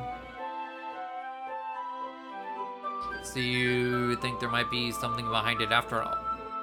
I think that Sayori is a very complex person. Her mannerisms on the outside don't always match what may be going on in her head. And she may not always know what she wants. I noticed her strange behavior today, too. Also, I feel some concern for her. But, in your case, it looked like she was fully occupying your thoughts, wasn't she? Well, I guess that was the case. Sayori. She really means a lot to you, doesn't she? I guess? But you don't need to put it that way. We're just good friends, that's all. Yuri suddenly looks deeply into my eyes. Her expression is gentle and curious, as if searching for something. Embarrassed, I avert my gaze. Sometimes, a person's mysteries are untold even to themselves. And you, as someone honest and caring, may uncover feelings you weren't aware were in you. That is, I think that. she would be a very fortunate person to have you feel that way about her. Yuri, you're giving me too much credit. I'm a pretty simple guy. So I think I'm pretty good at understanding my own feelings. I'm not as sophisticated as you.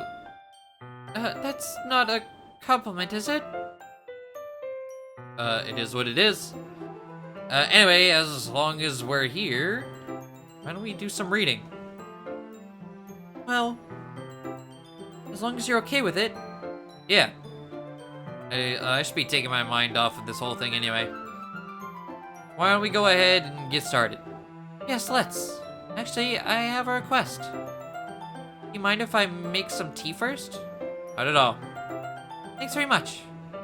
There's one thing that can make my reading time here any better. It's a nice cup of tea. Not to mention for yourself as well. Yuri stands up and makes her way to the closet. I follow and watch as she retrieved a small water pitcher from the shelf, the kind with a filter inside. Can you hold this? Can you hold this for a second? Sure. Yuri hands me the water pitcher and also fetches an electric kettle. I'm gonna plug this in to the teacher's desk, and then we'll go get some water.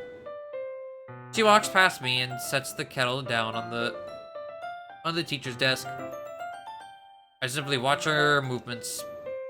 To my surprise, the way she moves really contrasts her speaking mannerisms. Especially because of her long legs, Yuri appears elegant and methodical. Okay, may I have the water pitcher? Thanks, I'll be right back. I might as well walk with you. Yeah, why not? Shall we go then?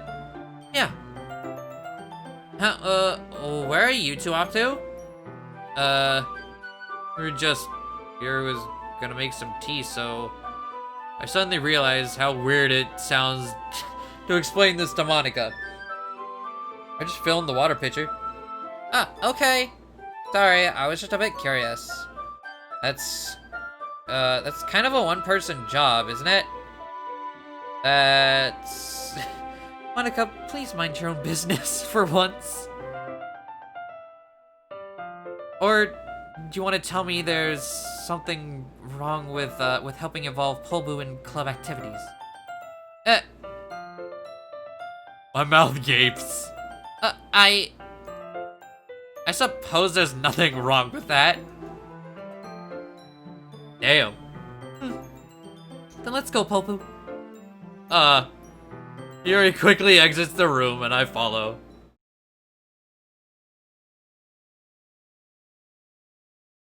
Goddamn. Once in the hallway, she suddenly puts her forehead against the wall. I spoke without thinking. How could I say something like that? Yuri? Something about the way she said that. It made me feel so irritated. What's wrong with me? No, Yuri. I think you did the right thing.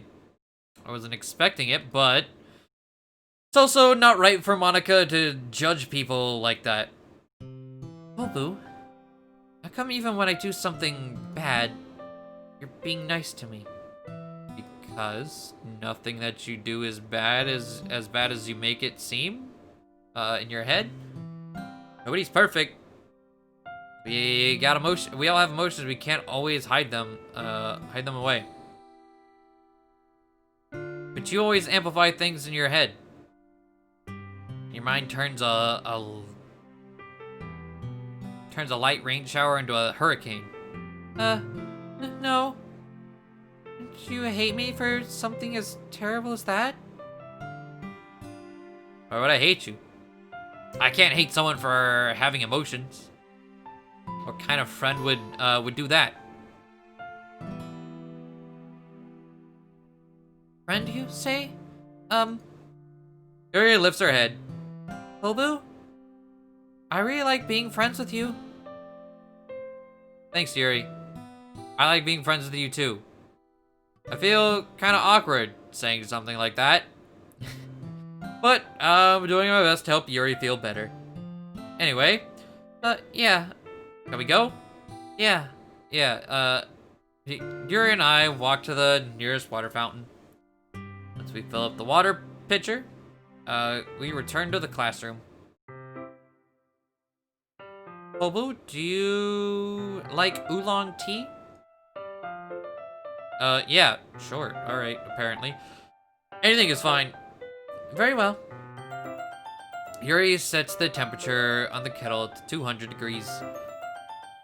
Now it's time to get the teapot. You really do this properly, don't you? Of course. I shouldn't do anything less when I'm making tea for others. Even if I'm not an expert on tea or anything. In that case, you'll only be even more impressed. Perhaps I will. Yuri fetches the teapot and begins measuring the tea leaves.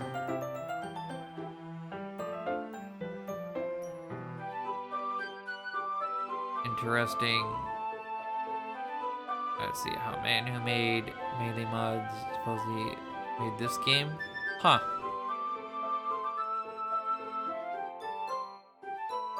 Seems to be in a good mood now. That's so? I was letting it show, and you noticed. I was doing a bit of thinking, and I decided that I would try expressing myself a little bit more. It turns out it's not very hard for me to do. When it's you who's around anyway. Ah, that's great. Just don't push yourself too hard. You're always worrying about me. It's very endearing. That's... Yuri wasn't kidding. I don't even know if I can keep up with this. I watched Yuri pour a cup of tea for each of us. Poledoo, I have another request. Do you mind if we sit on the floor today? Why is that? It's a little bit easier on my back. I can read with my back against the wall, rather than, bending over at my desk. Sorry, I didn't realize. No worries. I just have back pain fairly regularly, so... Wait, something. Is that so? I wonder why that is. It's not likely because Your posture, right? Always hunched over like that while reading? Yes, I have terrible reading posture. So that's why we should sit on the floor. Fair enough. I'll go ahead and get the book. I retrieved the book from the bag. I have some chocolate as well. Okay. A bag of small chocolate candies that I kept hidden from Sayori's candy radar. I take it, it'll go well with the tea.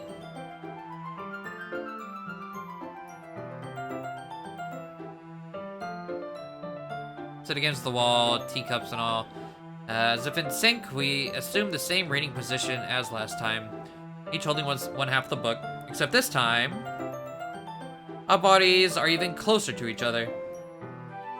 I can't see too well. Yuri slides closer until our shoulders, are touching or whatever. We're supposed to focus on reading. Yuri was always kind of cute, but when she's being less apprehensive, it's almost more than I can handle. Your teacup. Yuri hands me my teacup, holding it with my hand that's, it's not holding the book. I end up in a position that makes it even harder to focus. Because now, I have to worry about making sure I don't accidentally touch her chest. What is happening? Why is this man afraid of women? That's what I'm getting out of all this. Meanwhile, Yuri hasn't noticed a single thing. She wears her intense reading expression, and I can only pressure the world, Oh, I can only presume the world around her has faded away.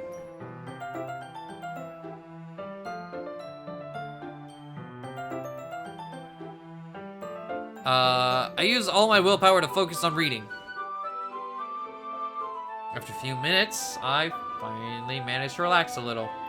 I put the teacup between my legs and fumble with the chocolate wrapper. Sorry.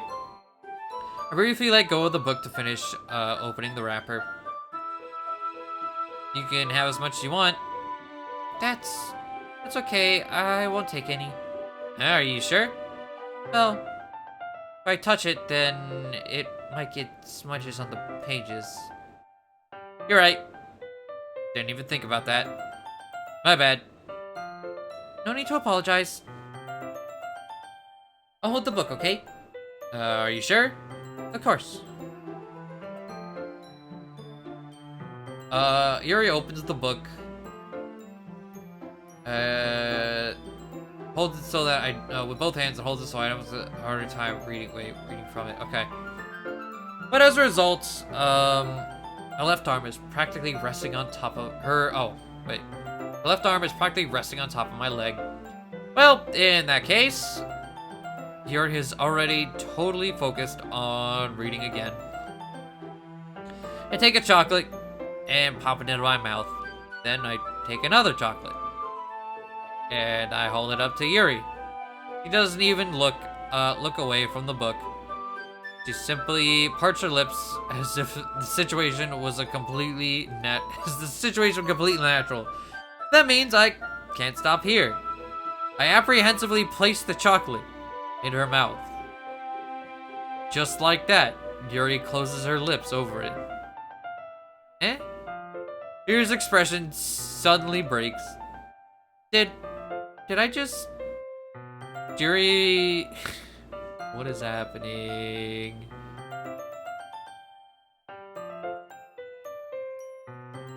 Yuri looks at me like she needs to confirm what just happened. poledoo? Sorry. I guess I couldn't have done that? That's... Well, you were just helping. That's something that friends do, right? I mean, not really in this kind of context, but yeah, that's all it was. Yeah, then you don't need to stop anything. I see. Situation has gotten real tense. Yuri tries to return to the book, but I can tell just by her expression that even she can't focus now. My heart is pounding. I nervously take another chocolate between my fingers. But this time, Yuri's eyes meet mine. How did it even come to this? Yuri doesn't avert her gaze. I notice her chest is rising and falling to the rhythm of her breath. I raise my arm. Like before, Yuri parts her lips, but it's different this time. I say, why are we going into so much detail over this? And place it in her mouth. I feel her breath on my fingers. Okay, everyone! Yuri jolts back. It's time to share poems! poledoo, you can help Yuri put away the tea stuff, right? Yeah, of course. Okay, thanks! Monica to the rescue.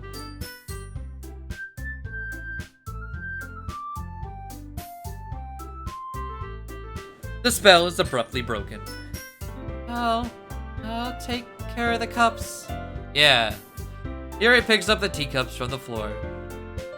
I pick up the bag of chocolates. In the end, we hastily clean up without so much as a word between us. I get the feeling that this is something neither of us will have the courage to bring up. Ugh, but now I gotta read.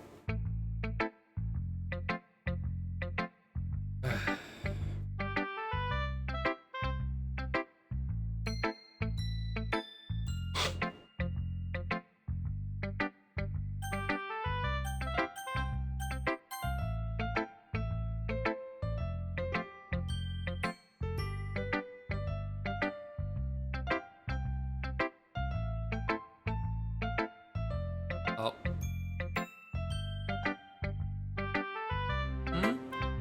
It's nice, I guess. God, I can already tell you don't like it. Well, you need to worry about what I think.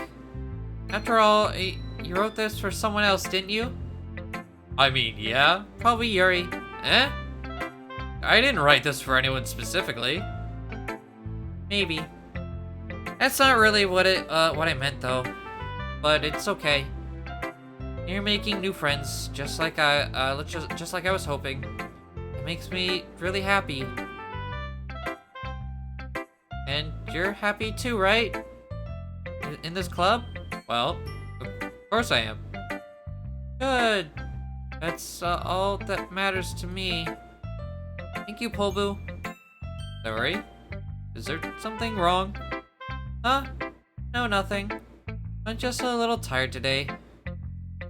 Alright, just tell me if you need anything. I will. Don't worry about me, okay? You can go play with everyone else now. You insist. Yay! I'm gonna go home a little bit early today. Sorry? Tell Monica I wasn't feeling well, okay? I'll see you tomorrow. Before I can say anything else, Sari cheerfully walks out of the classroom, humming to herself.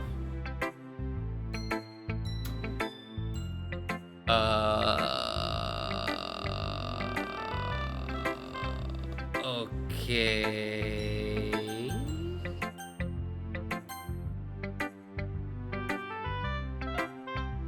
Eh. I guess really haven't learned. I guess we really haven't learned anything after all. Honestly, I don't know why I got my hopes up in the first place. What? I didn't think this one was that bad. What did I do wrong? Poems don't need to be all deep sounding. It's gonna just sound like you're forcing something. Honestly, don't bother trying to write poems like this. Until you're on Yuri's level. Natsuki's stopped short all of a sudden. Don't tell me. Huh? You're not just trying to impress Yuri, are you? He caught me? Well, what are you talking about? You know, Yuri would love this kind of thing, this angsty.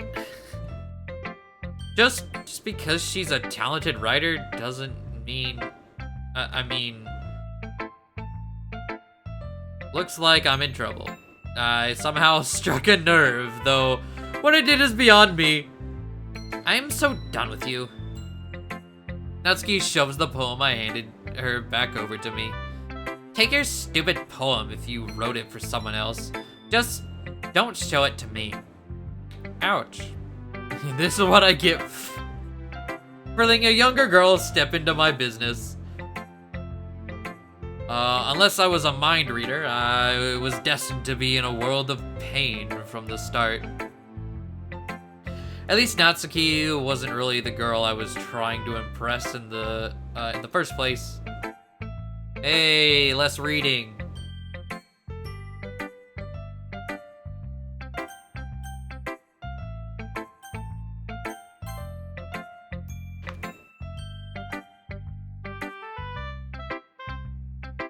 poledoo, your writing has only improved in the last few days. Every poem you've shown me has been, nothing short of spectacular. I can really feel the emotions. I'm a little envious. I don't think it ever came to me this naturally. Yuri, that's the wrong way to put it. This never did come naturally to me. But I've been trying to improve so much thanks to you. You're really the example I was chasing after all. That's so. Yuri gently smiles to herself. This feeling. I'm so glad I got the chance to share my writing. I never thought it would feel like this. I remember you mentioning that yesterday. I can't believe that you're so good at something and you've never even shared it with anyone. It's kind of a shame. Maybe, but it's not like I really had a choice. What do you mean? Well, Yuri smiles sadly. poledoo, during lunchtime, I eat by myself. Did you know that? It's a great time to find a quiet spot and do some reading. In fact, I always have some books with me. You could say I really enjoy reading. Well, that's one way to put it anyway. But books are so full of amazing and inspirational people. People you want to fall in love with. It's like them 2D husbandos. Fuck your 3D PD bullshit. Get out of my face. Is that what you're trying to say? Or people, just would make a really good friend. Cheerful people who always put a smile on your face. Or deep thinkers and problem solvers who discover the mysteries of life. So when you look at it that way, I'm surrounded by friends every day. Wow, that is the most lonely thing I've ever heard. And the friends don't laugh at me. They don't tease me for spacing out all the time. They don't make fun of my body type. And they don't hate me for acting like a know-it-all. People say that about you. I'm not a know-it-all, poledoo. It's the opposite. I don't know anything. I don't know how to talk to people. I don't know how to make people see me as normal. I don't even know how to make myself happy. I have all these feelings, and all I can do with them, is bottle them up or something like that. But it wasn't until now they started sharing it with you that I really understood what was missing all this time. But I haven't really done anything? No, that's wrong. Just being patient and respectful. That's really important to me. I know I'm a difficult person, poledoo. I speak too slowly. I second guess myself all the time. I read too deeply into things. But every time, you always treated me just like everyone else. It's so rare that I feel comfortable with myself when I talk to others, but that's why every time I talk to you, I just feel really happy. I see. Well, I treat you how you deserve to be. And if other people don't see it that way, then screw them. I mean, I joined this club hoping I would make friends. And I would say I have at least one success. Wouldn't you? You put it that way. Yeah, we really are friends now, aren't we? Yuri puts her head in her hands. But this time, she's smiling as she does it. Do you want to show me your poem? Yeah, I do. Let me get it for you.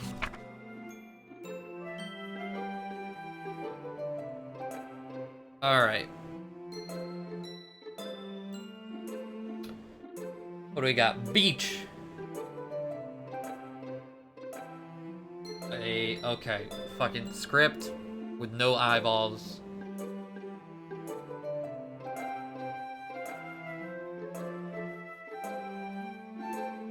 A marvel millions of years? What?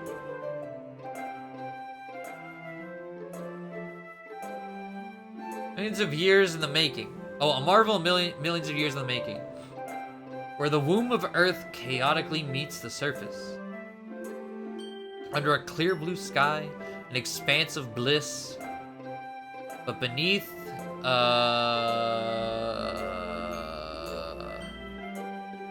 gray rolling clouds and endless enigma. The easiest world to get lost in. Oh, is one where anything can be found.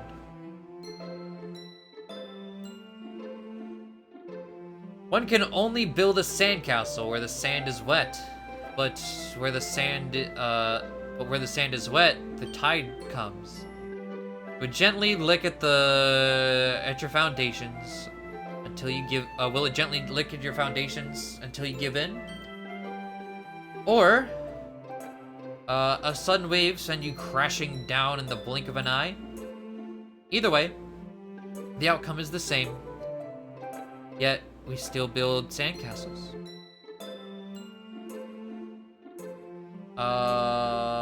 I stand where the foam wraps around my ankles, where my toes squish into the sand. The salty air is therapeutic. The breeze is gentle yet powerful. I sink my toes into the ultimate boundary line, tempted by the foamy tendrils? You like the word tendril, got it. Turn back, and I abandon my peace to a road at the shore. Drift forward, and I return to Earth forevermore. Okay.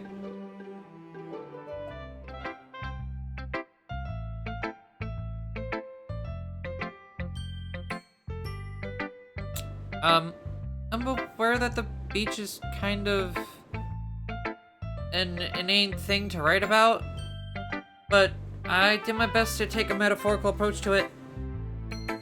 Yeah, Natsuki already told me about it. She did? She didn't say anything weird, did she? She just wanted us to write about the same topic again. I suppose to better compare the differences is our writing styles or thought processes. Anyway, was it her idea?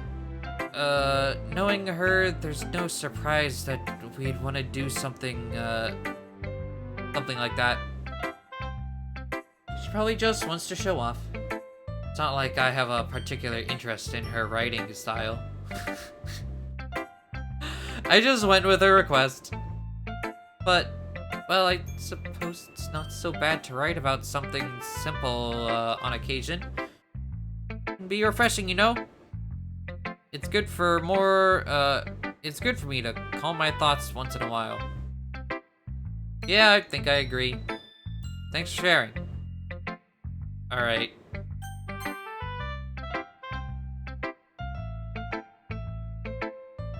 Hi, poledoo. Have you thought about what you want to submit for, to perform at the festival?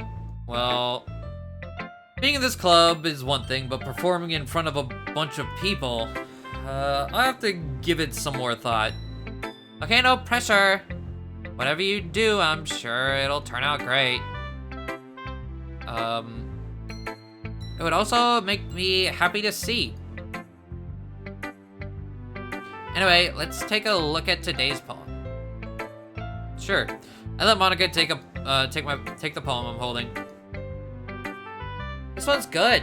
It feels like you're not only getting more comfortable with your style, but the imagery is better than the last one I read. Just wondering, but have you been finding inspiration in Yuri's style? Huh? I guess so. Can't deny that she's talented.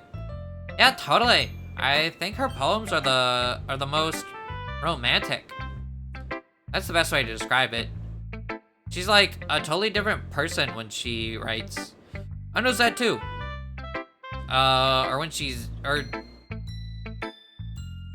Or when she's talking about literature, it's like a light turns on inside her. Uh-huh. Sadly, it's hard to get much personal conversation out of her. Trust me, I've tried. Who knows what goes on in that head of hers? Hope you don't mean that in a bad way. Oh, no, of course not. I just meant that I wish she didn't keep so much to herself. But still defending her, like that? You must be pretty into her. Eh? You completely misunderstood. Calm down, I'm kidding. Besides, I'm pretty sure she's already got a boyfriend. Wait, really? Yeah, a fictional one anyway. We're competing with a husbando. I knew it. The 2D.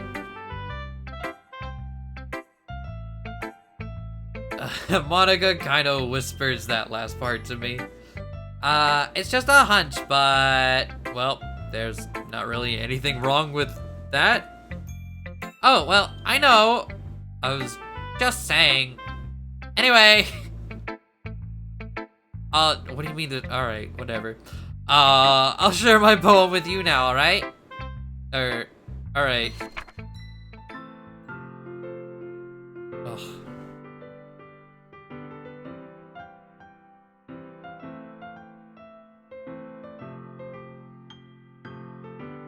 An old tale tells of a lady who wanders Earth. An old tale tells of a lady who wanders Earth. A lady who knows everything. A beautiful lady who has found every answer. All meaning, all purpose, all that was ever sought. And here I am. A feather. Lost adrift, the dry victim of the of the currents of the wind. Day after day I search with little hope. Knowing legends don't exist. But when all else has failed me, and all others turned away, the legend is all that remains. The last dim star glimmering in the twilight sky. What the fuck is my reading? Until one day without, the wind ceases to blow and I fall. And I fall and fall and fall. And even more gentle as a feather, a dry quill expressionless.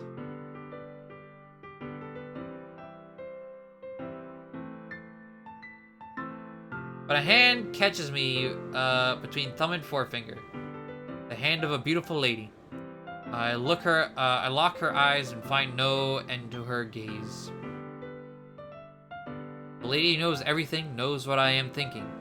Before I can speak, she responds in a hollow voice. I have found every answer, all of which amount to nothing. There is no meaning, there is no purpose, and we seek only the impossible.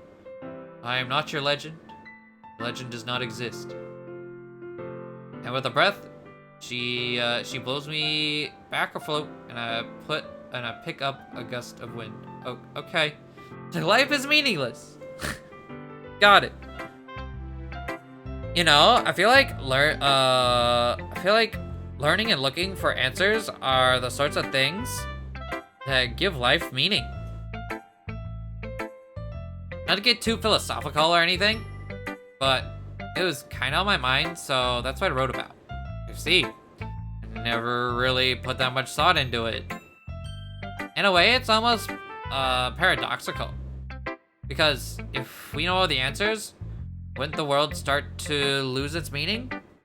You know, there's one thing I noticed. It seems like everyone in the club prefers writing about things that are more sad than happy. Are you surprised?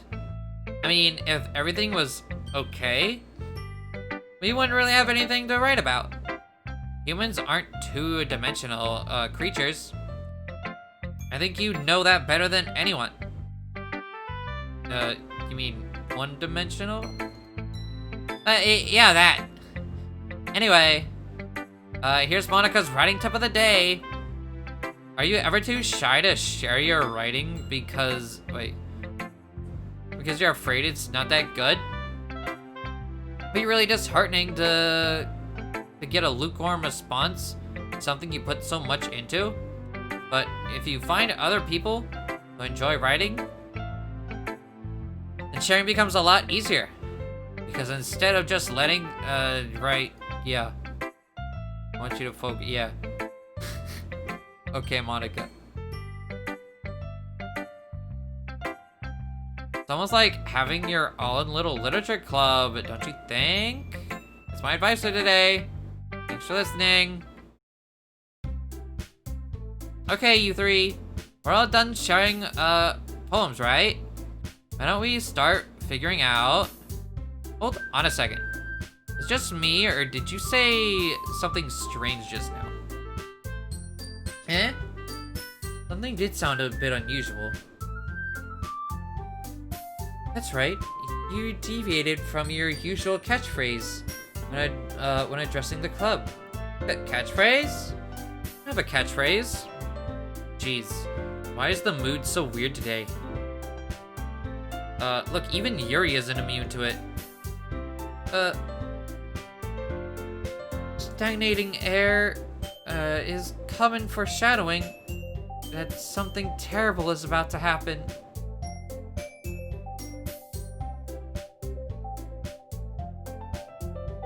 In your books, maybe. Look, the only thing different is that Sayori isn't here. It seems you're right. Sayori always helps lighten the mood a little, doesn't she? It's almost like everyone's balance is thrown off a little, but she's not around. Where the heck did she run off to anyway? I thought she just went to pee. Natsuki, please show some decency. Oh, come on. She actually wasn't feeling too well and went home early. That's so. Hope she's all right. Seriously? Of all the times to go home with her, you picked the of all the times you wait, what? Of all the times to not go home with her, you picked the time she's not feeling well? So much for you two being all lovey-dovey. No. First of all, stop misunderstanding my friendship with Sayori. And second, it's kind of she's kind of been avoiding me today, so I didn't want to force it. Huh? That curious expression coming from Yuri, of all people. Calm down, guys. I've talked to her earlier and everything is fine. What did she say? Anyway, we need to figure out the rest of the festival preparation.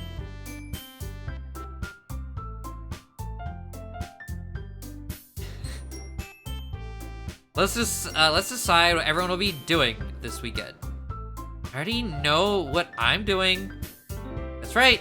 Natsuki will be making cupcakes, but we might need a lot of them and different flavors. Can you handle that all by yourself, Natsuki?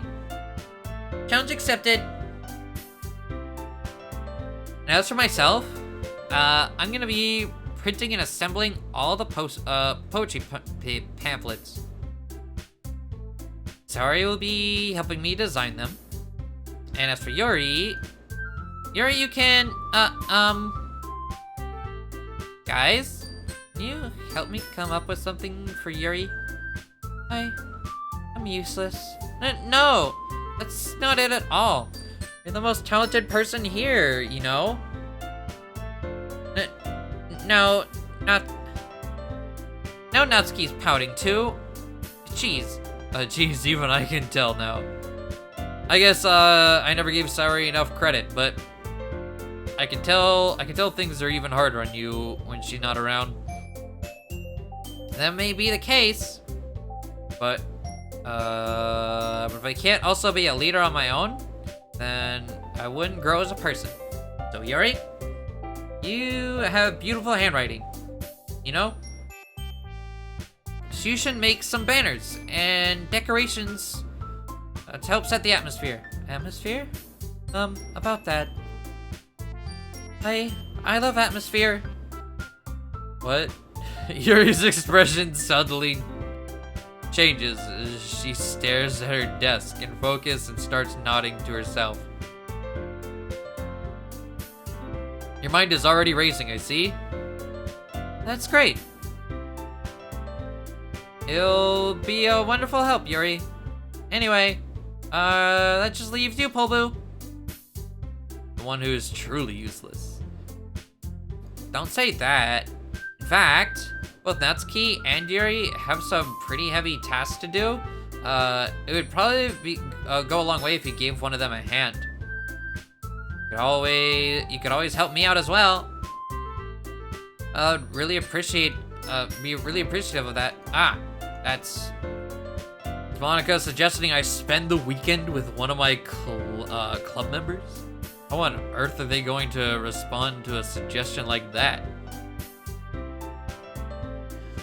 I suppose I wouldn't mind a bit of help. Well, if you don't know how to bake, there's always some dirty work I could give you. It's not like Monica's gonna give me a choice, and you should be sitting on your butt anyway. Natsuki tries to mumble a bunch of excuses like that. If I recall, Natsuki, you mentioned that you would like to handle the baking on your own? Paul may not like being around you if you only make him out to be a nuisance. So therefore, he may be more suited to assisting with the decorations. Hold on, I never said that. How hard could it be to make a few decorations anyway? Sounds like you're just making excuses for poledoo to... Oh, what are you saying? It'll be extremely meticulous work. And baking isn't? Just what do you think? Let's settle down. In the end, I think it's up to poledoo. Besides, he hasn't really gotten the chance to spend any time with me yet, you know? So I'm sure he's interested in... You literally just said... Surprised as well. Sorry. I was just saying, though. We just settled this already. poledoo, you're okay with this, right? In the end, it's up to you. Of course. In that case, everyone looks straight at me. Sayori's still a choice. Interesting.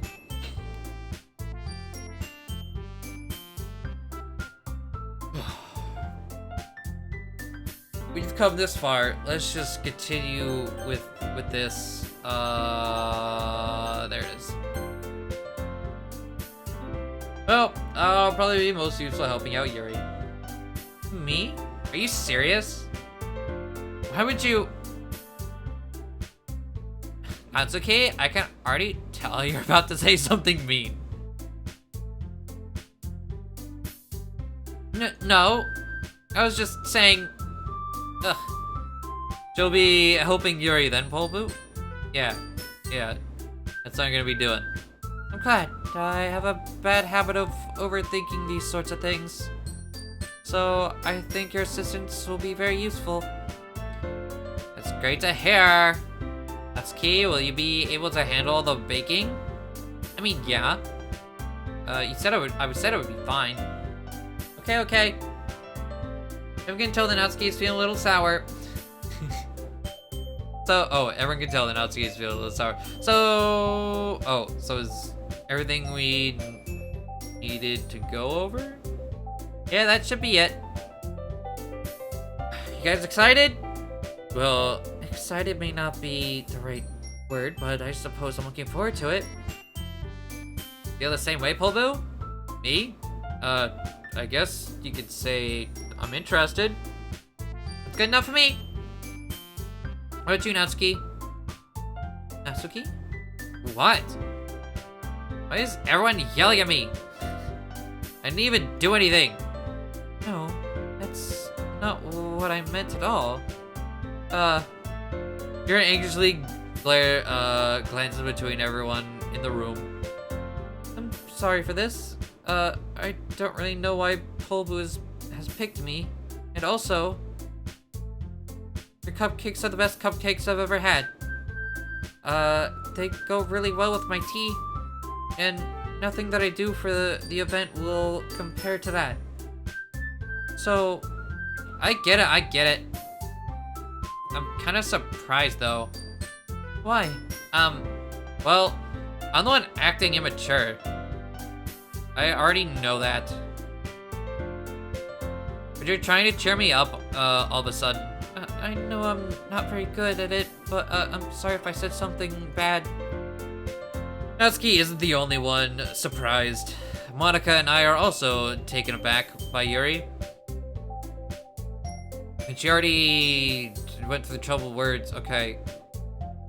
I begin to understand. Yuri was trying to sound like Sayuri.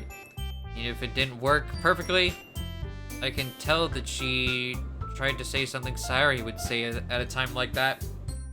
Because Sayuri always helps everyone smile and feel good about themselves. No, I kind of appreciated it. I'm sorry for making a big deal out of nothing. But I'm gonna say thanks.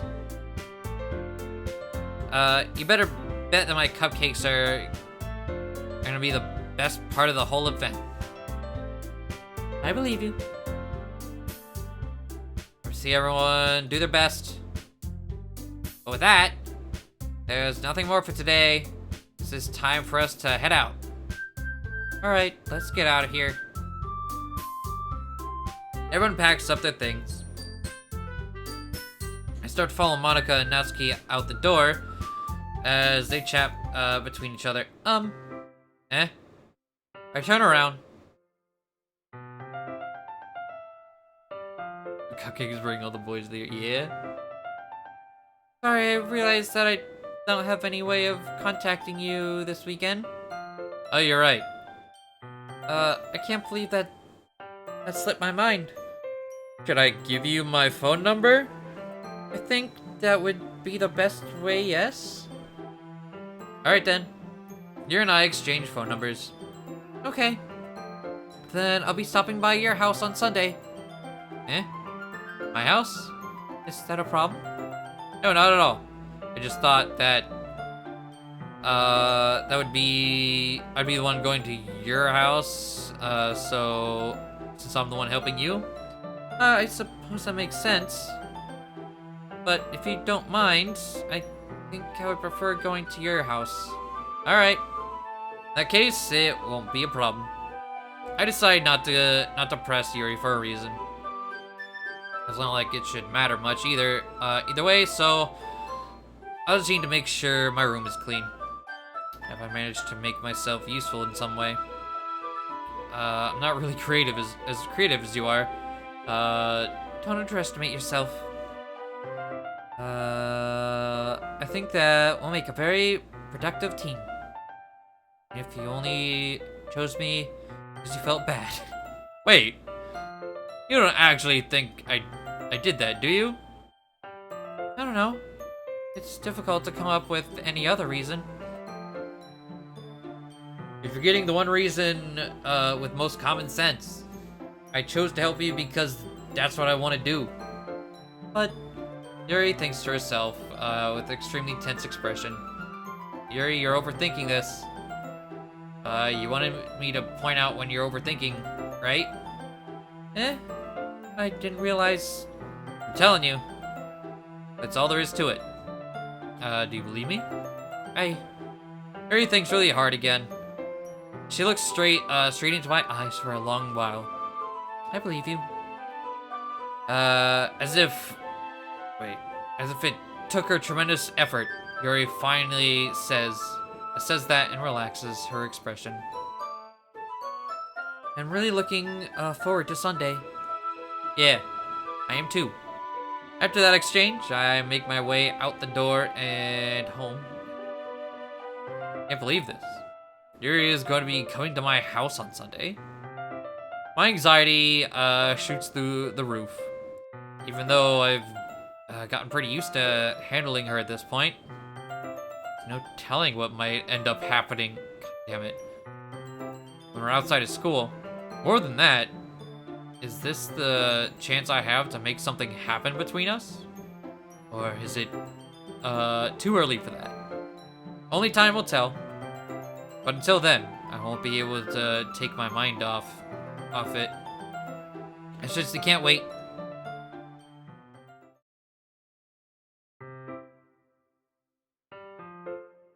Okay. Jesus fucking Christ.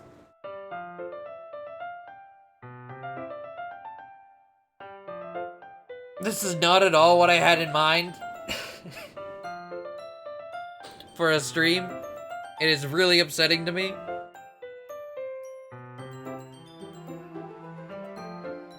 I thought, for sure we would be into the meat, the thick of things. But jack shit has happened.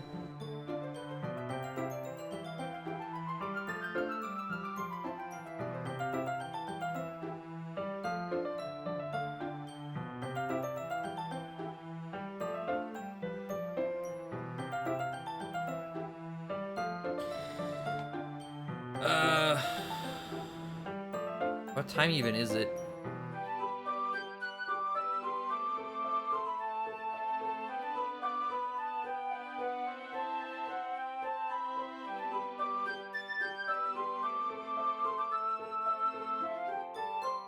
It's been pretty entertaining, but again, I'm used to this slow visual novel bullshit.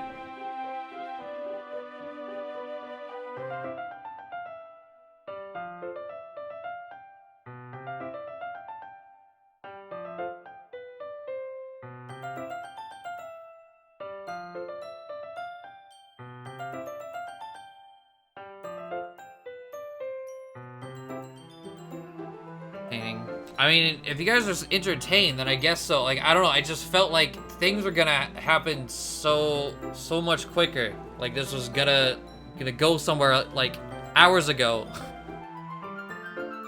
So I feel bad.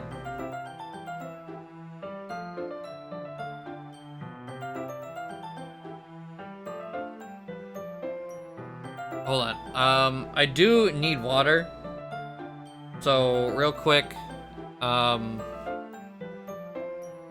It's not gonna be a big break. But I need some more water real fast. So I'm gonna do that. And I guess last version I played took like 4 hours just to get the route switch. Some milk. You're right, I do need milk.